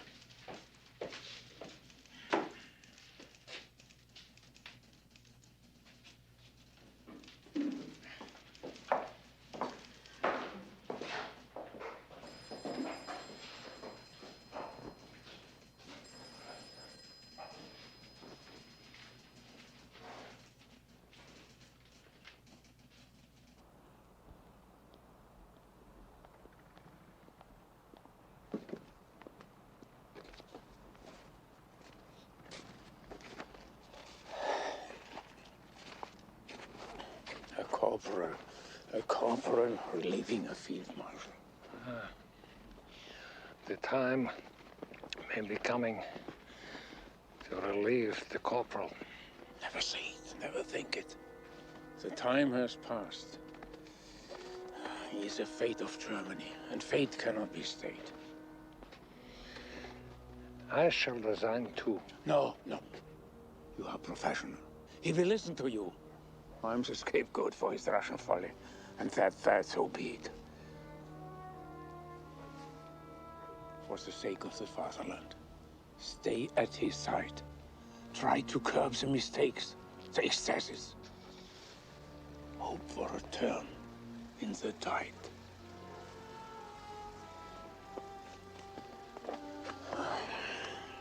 Cut in heaven. The horrors that are being committed. We all have blood on our hands. Yeah. The Jews. It has only begun.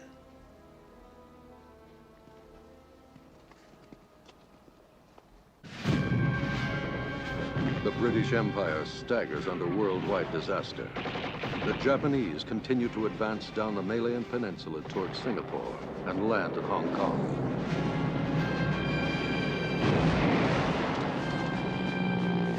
The Repulse and the Prince of Wales, the pride of the Royal Navy, are sunk off the Malayan coast. 2 more British battleships go down in the Mediterranean. 4 million tons of shipping sunk in 1941 by German U-boats and Japanese submarines. Sagging beneath this weight of catastrophe, Winston Churchill, the British Prime Minister, sails for the United States for urgent meetings with President Franklin Delano Roosevelt. What about my grand strategy memorandum for the president? 25 single-spaced pages, Prime Minister. Much to digest. But I have digested it. Germany first. Correct. Japan's thrust into Southeast Asia may well spell, for us, a disaster. But America's entry into the war can make amends for all. I shall press my views on President Roosevelt with all my force. All my form. Germany first. Despite the Pearl Harbor debacle, Germany first. Winston, we have always talked softly and diplomatically with the Americans. Ah. We talked like that while we were wooing her. Now that she's in the harem, we talk to her quite differently. By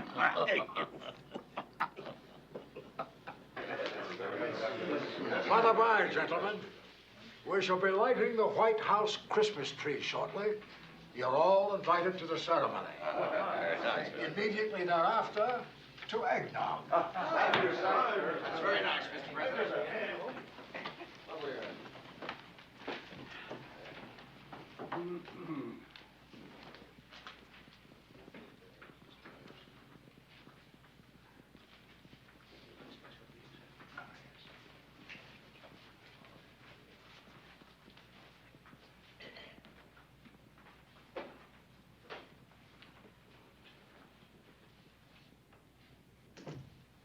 Productive meeting, Winston.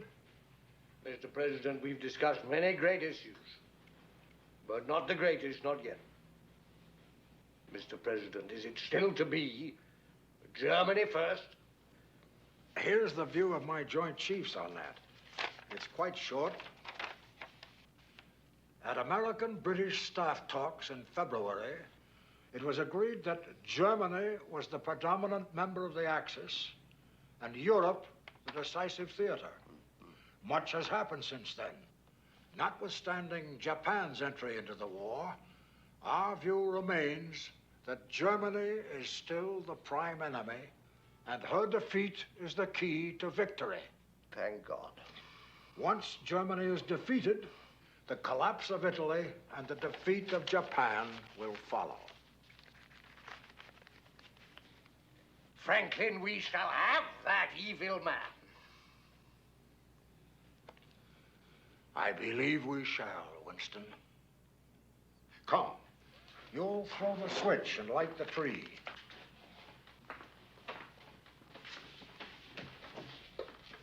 And perhaps you'll say a word or two. That would be a great honor.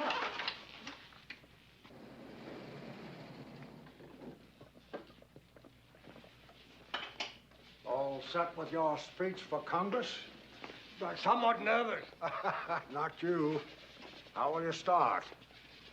Well, I shall say, I cannot help reflecting that if my father had been American and my mother English instead of the other way around, I might have got here on my own. You'll do well. Ladies and gentlemen, thank you for joining us in this annual tree lighting ceremony this evening. Standing beside me is one of the great leaders of the world. He and his people have pointed the way in courage and in sacrifice for the benefit of little children everywhere. And I'm asking my associate, my old and good friend, and yours, to say a word to the people of America tonight. The Prime Minister of Great Britain, Winston Churchill.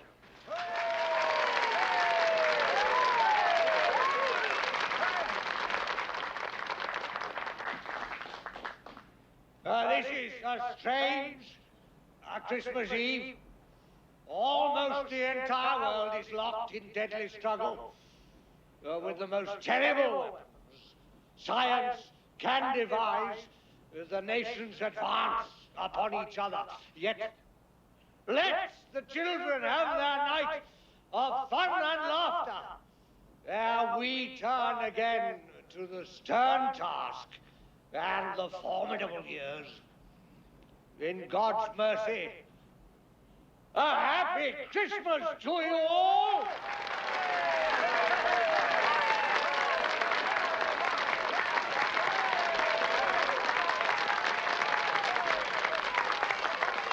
And now, for the 9th time, we light the living community Christmas tree of our nation's capital. Mr. Prime Minister, if you please.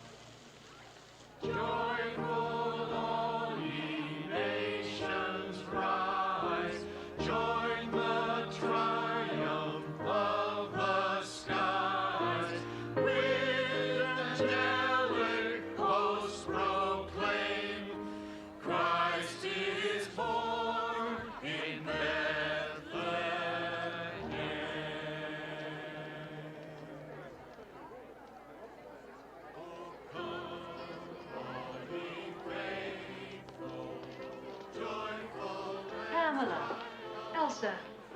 Where are you going? Talkie's broadcasting from Australia at 8. I thought I'd catch it with Phil in the guest house. Oh, dear Phil. He's improving, isn't he? He will never improve. I won't be long. Those responsible for the present state of Singapore's defenses must now and finally awaken to a reality fraught with the utmost peril. Make no mistake, my friends. Imperial Japan will soon be storming the parapets. For Singapore and her courageous defenders, the moment is urgently and irretrievably now. This is Alistair Cutsbury, broadcasting from Melbourne. Thank you and good evening.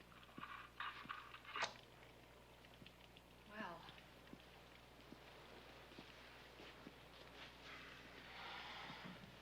Was it worth it? Who knows? I doubt anybody will take it seriously. Not anybody that counts. It's not the kind of news they want to hear. Will Singapore fall? Oh, I fear so, darling. Up country, the men want to fight. They're trying to fight, and again the orders come. Fall back, retreat. I've seen men cry over those orders. How am I going to get out of here? Well, you'll get out. There are vessels waiting to evacuate white women and children.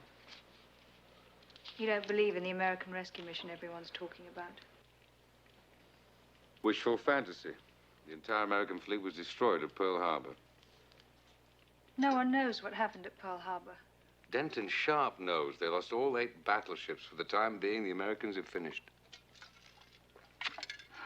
What's the matter, Pam? Oh, you're thinking about your Yank. I'm sorry, love. Was he in a battleship? Well, Denton Sharp didn't know the extent of the casualties. Maybe he's alive. Maybe he's all right. They were sunk in shallow water. What's that? Oh, no, don't panic. That's just our resident apricot monkey. He comes and goes through the trees, harmless despite that dreadful racket. Oh, I hate Singapore. I would have hated it even in peacetime. Let the Japanese have it.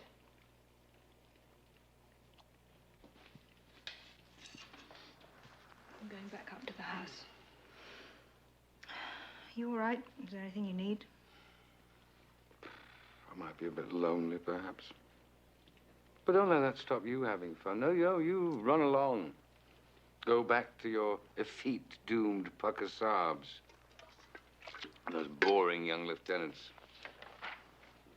I simply don't care to be rude to the McMahons. And they'll be thinking I climbed into bed with a sick man. Why don't you, Pam? Truly, that's a charming idea. I mean, being Christmas Eve and all. Come, Tudsbury. You're such a bastard, Phil.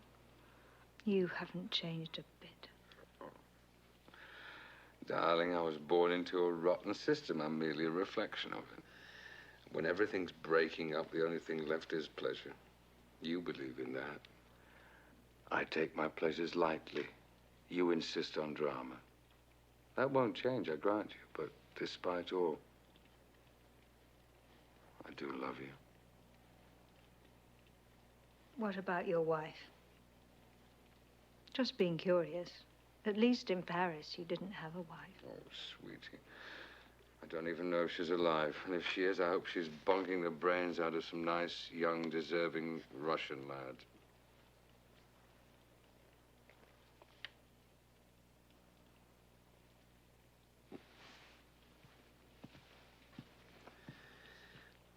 Don't forget your brolly.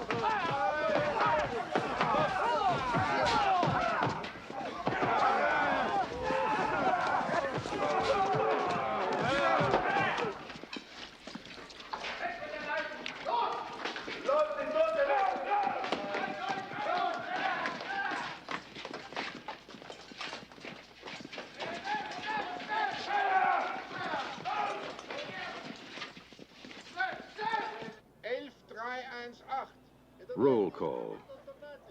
And the 900 Russian prisoners of war, selected at random and sentenced to death by the German Military Circuit Court of Katowice, as political officers, are mustered for execution.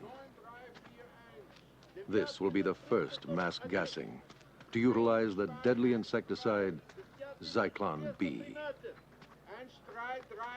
13317. 13317. 11318. 11317. Die Ausgerufenen bleiben hier.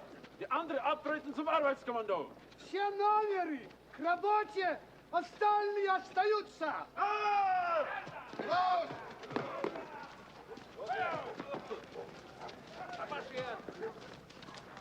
Halt ein bisschen. Arbeitskommando! Zur Baustelle!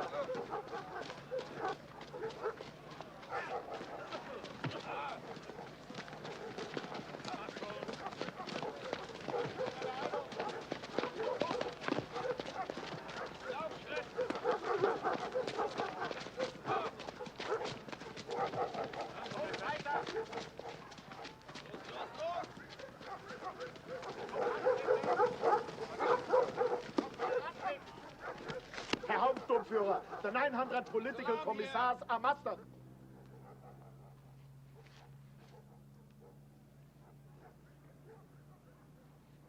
March them to the hygienic facility for delousing. Zu Befehl, Herr Hauptsturmführer.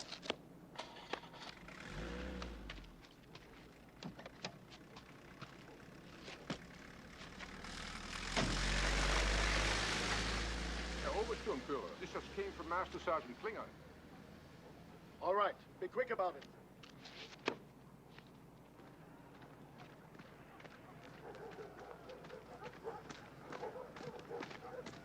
Get another one, double quick. Which one? That's the difference. The one with David, he's clocking anyway. 13.317, forward. Back to the blockhouse.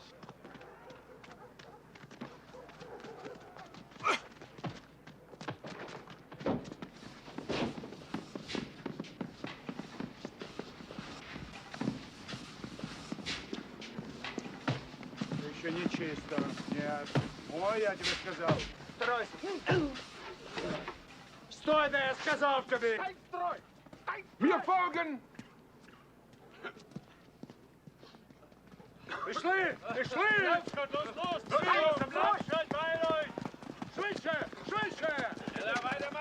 Піднімай ноги! Стань в строй! Стань в строй! Швидше! Швидше!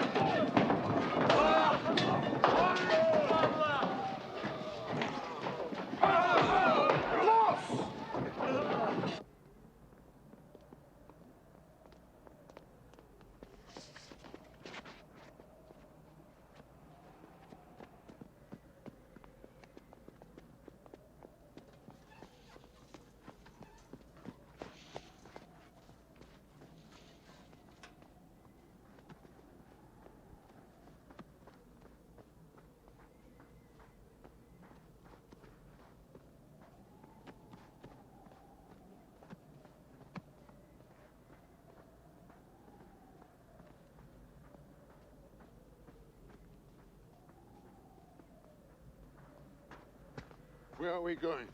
Shut up, or it'll be the worse for you.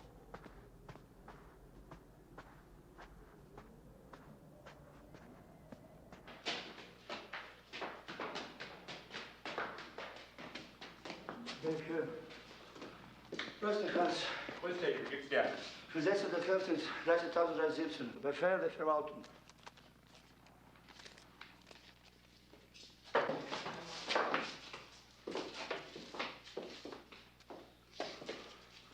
Mantel ausziehen.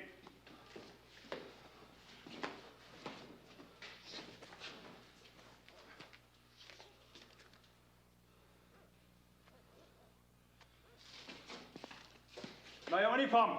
Entlausen. Aufzug! Weitermachen!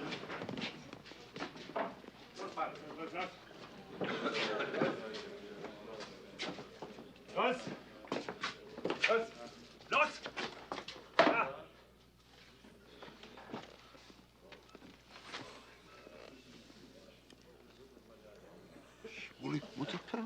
Shalom Alaikum, Baron Jastrow. How long has it been since your son's beautiful wedding? 1,000 years. But I didn't know you were here too. Oh, yes. Since they opened the camp, I arranged your transfer. But how? This isn't even a Russian prisoner blockhouse. There are ways. From now on, you're a member of my construction gang. I'm the foreman. Our boss is Sergeant Major Klinger. We do good work for him. He treats us okay. Even in Auschwitz, it is possible to survive.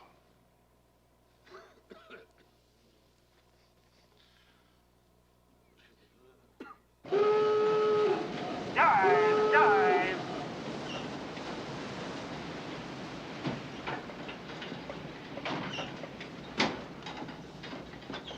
Green board.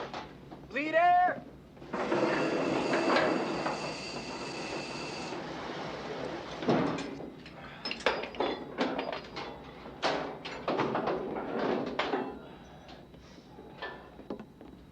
Hey, Chief. Mr. Henry. Billy, what's up? Sonar's picked up slow screws at about 10,000 yards. Astor's going after it. Yeah.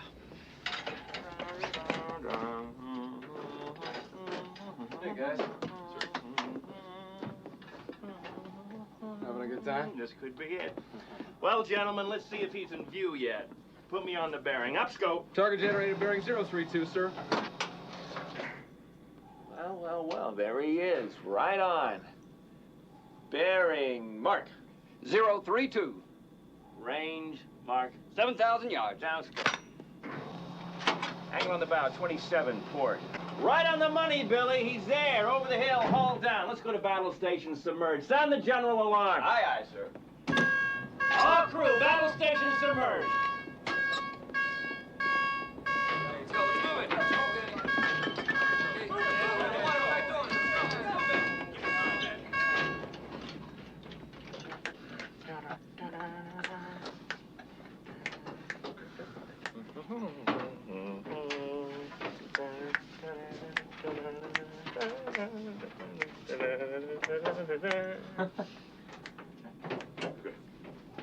What is it? Generator range 6500. Okay, let's go. Target bearing 021. Range, mark. 6,000. Bearing, mark. 020. Down scope. Angle on the bow, 34. It's a medium-sized tanker, about 5,000 tons. Normal approach course, Byron. No approach, 140, sir. Helmsman, come left to 140. Left to 140, sir. All ahead full, make 8 knots. Flood tubes 3 and 4. Aye, aye, sir.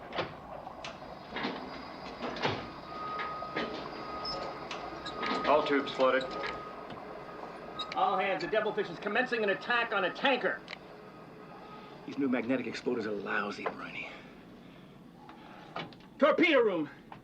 Set all tubes 6-foot depth. Repeat, 6-foot depth. Forward torpedo room. Set all tubes 6-foot depth. All ahead 1/3. Answering. All ahead 1/3. Up scope.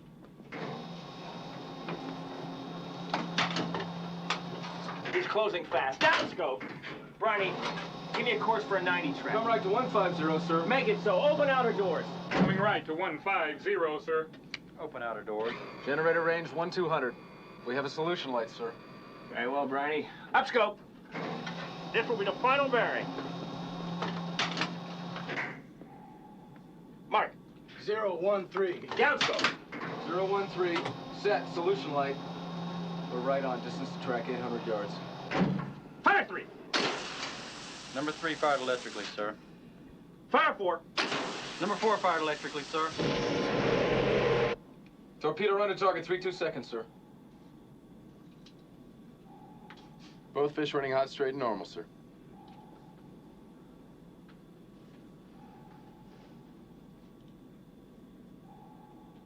Upscope.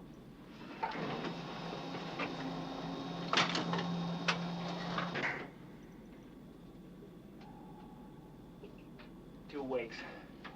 Dead on.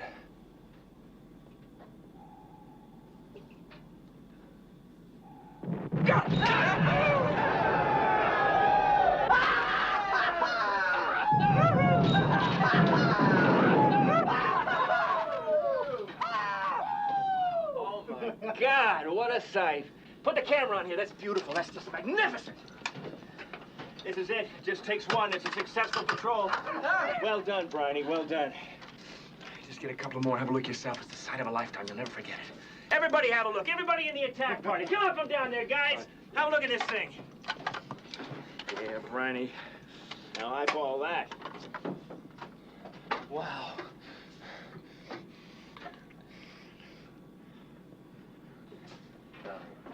How about that? A perfect solution. Perfect. He's gonna burn for a while, huh? Briney, you're the hottest TDC operator in the South China Sea. So, have a look. 2 out of 2. Have you ever seen anything more beautiful in your life? Never seen anything half as beautiful. I swear to God, I never have. You bet you have. Merry Christmas. Now you got a story to tell Natalie, huh?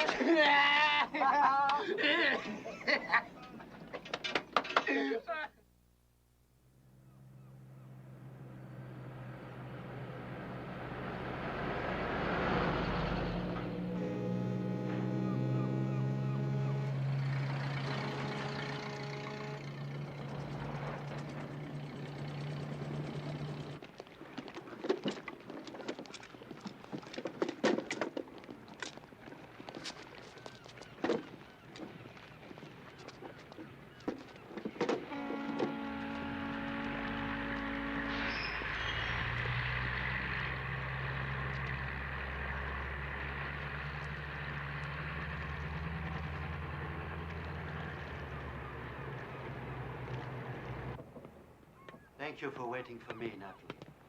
It's cold and windy up on deck. Sorry. Please, let me give you a cup of coffee. Thank you.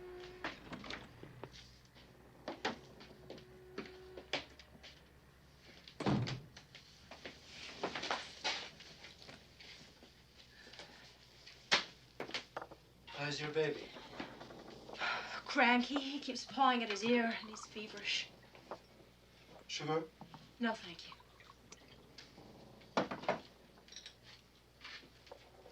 Sit.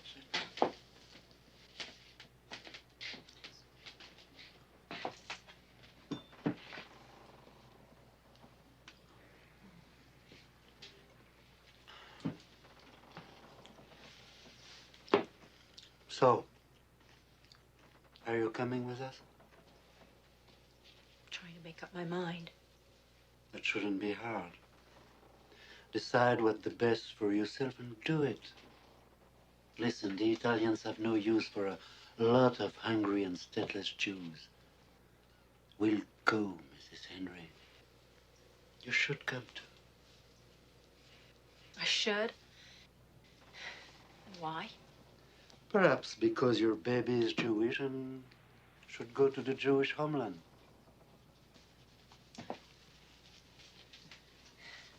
Don't you understand? I feel no emotion about Palestine, none. I'm an American, completely irreligious, married to a Christian naval officer.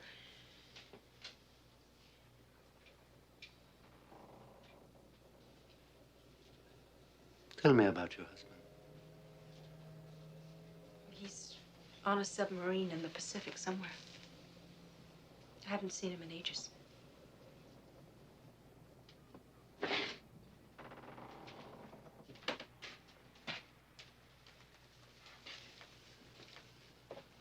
That was my wife. She was killed in a bust that the Arabs blew up. It's awful.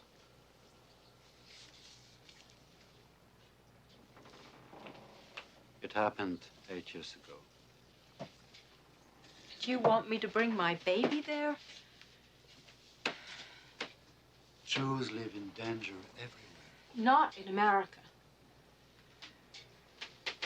There are no boats to America.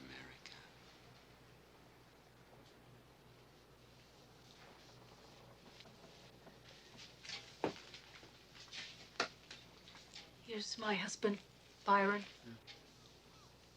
He was taken on our honeymoon in Lisbon. Lasted all of 2 days. He looks young. When was this? A million years ago, it seems like. No, I mean, yes, he's young, but he's exceptional. Byron has a marvelous knack for getting things done. You'd have to meet him. Bring your son to Palestine. Grow up to be a man of action like his father. You know, Werner Beck's coming in the morning just in case we decide to leave the ship.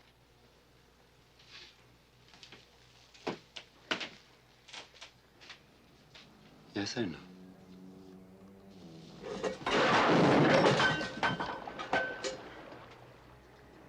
Steady. Sorry.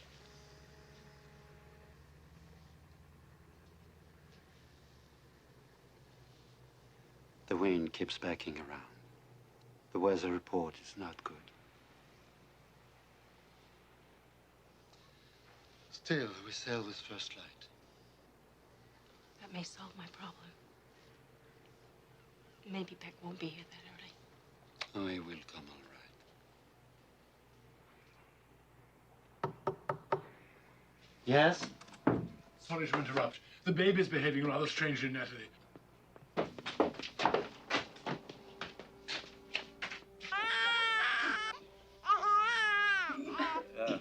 Convulsions, yeah. Does this inflame? Left ear. A febrile episode. Don't worry, Natalie. Infants come out of convulsions. The doctor will give them something. Unfortunately for this, I have no medicine to give. What about a warm bath? Yes, this could help. You know that there is no hot water on this boat. Come, the galley.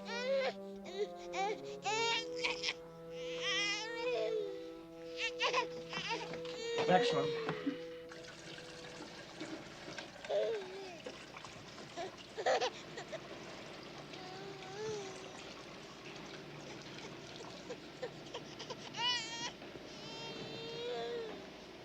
Fortunately, soup is the mainstay of our diet. Is that too hot? No.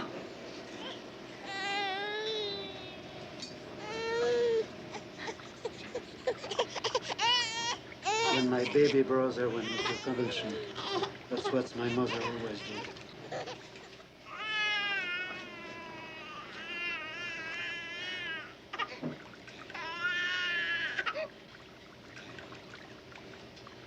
Get some in his head, too.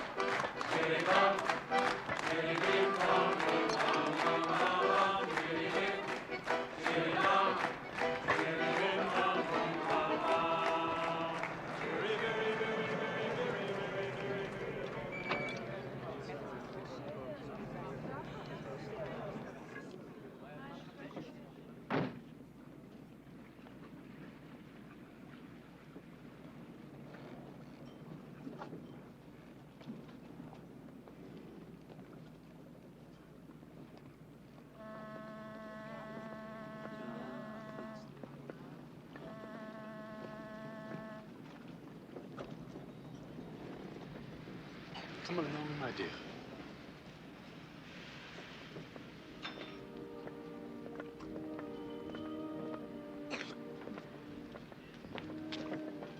God, madam, you're not really leaving the boat. Putting yourself in the hands of that German. My babies are sick as hell, Sarah. I know how frightening babies' fevers can be, but it's amazing how they recover. Just throw them off. Think about it. Just a few days at sea and you'll be safe and free in the Jewish homeland. Sarah, we appreciate your concern, but Nettle has already made a decision. This ship will be at least 10 days at sea. Then there'll be other weeks in wild Syrian mountains. To another effect that the Turks or the British may stop the boat and send it back.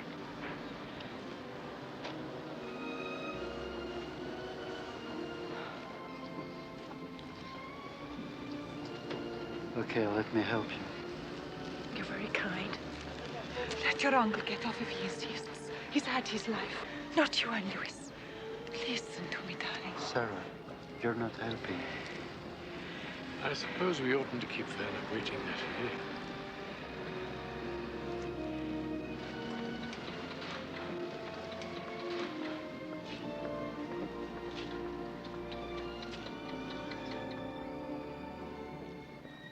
Mrs. Henry.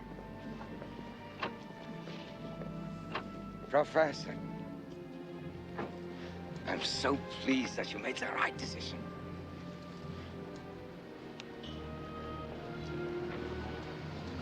Well, Dr. Jastrow, Goodbye. Goodbye, Rabinovitz. Perhaps we shall meet again.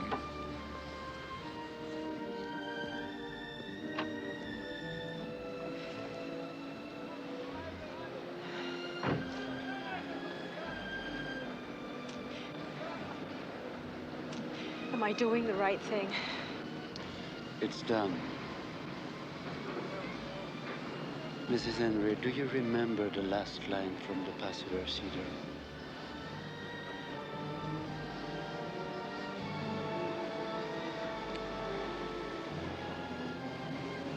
Next year in Jerusalem.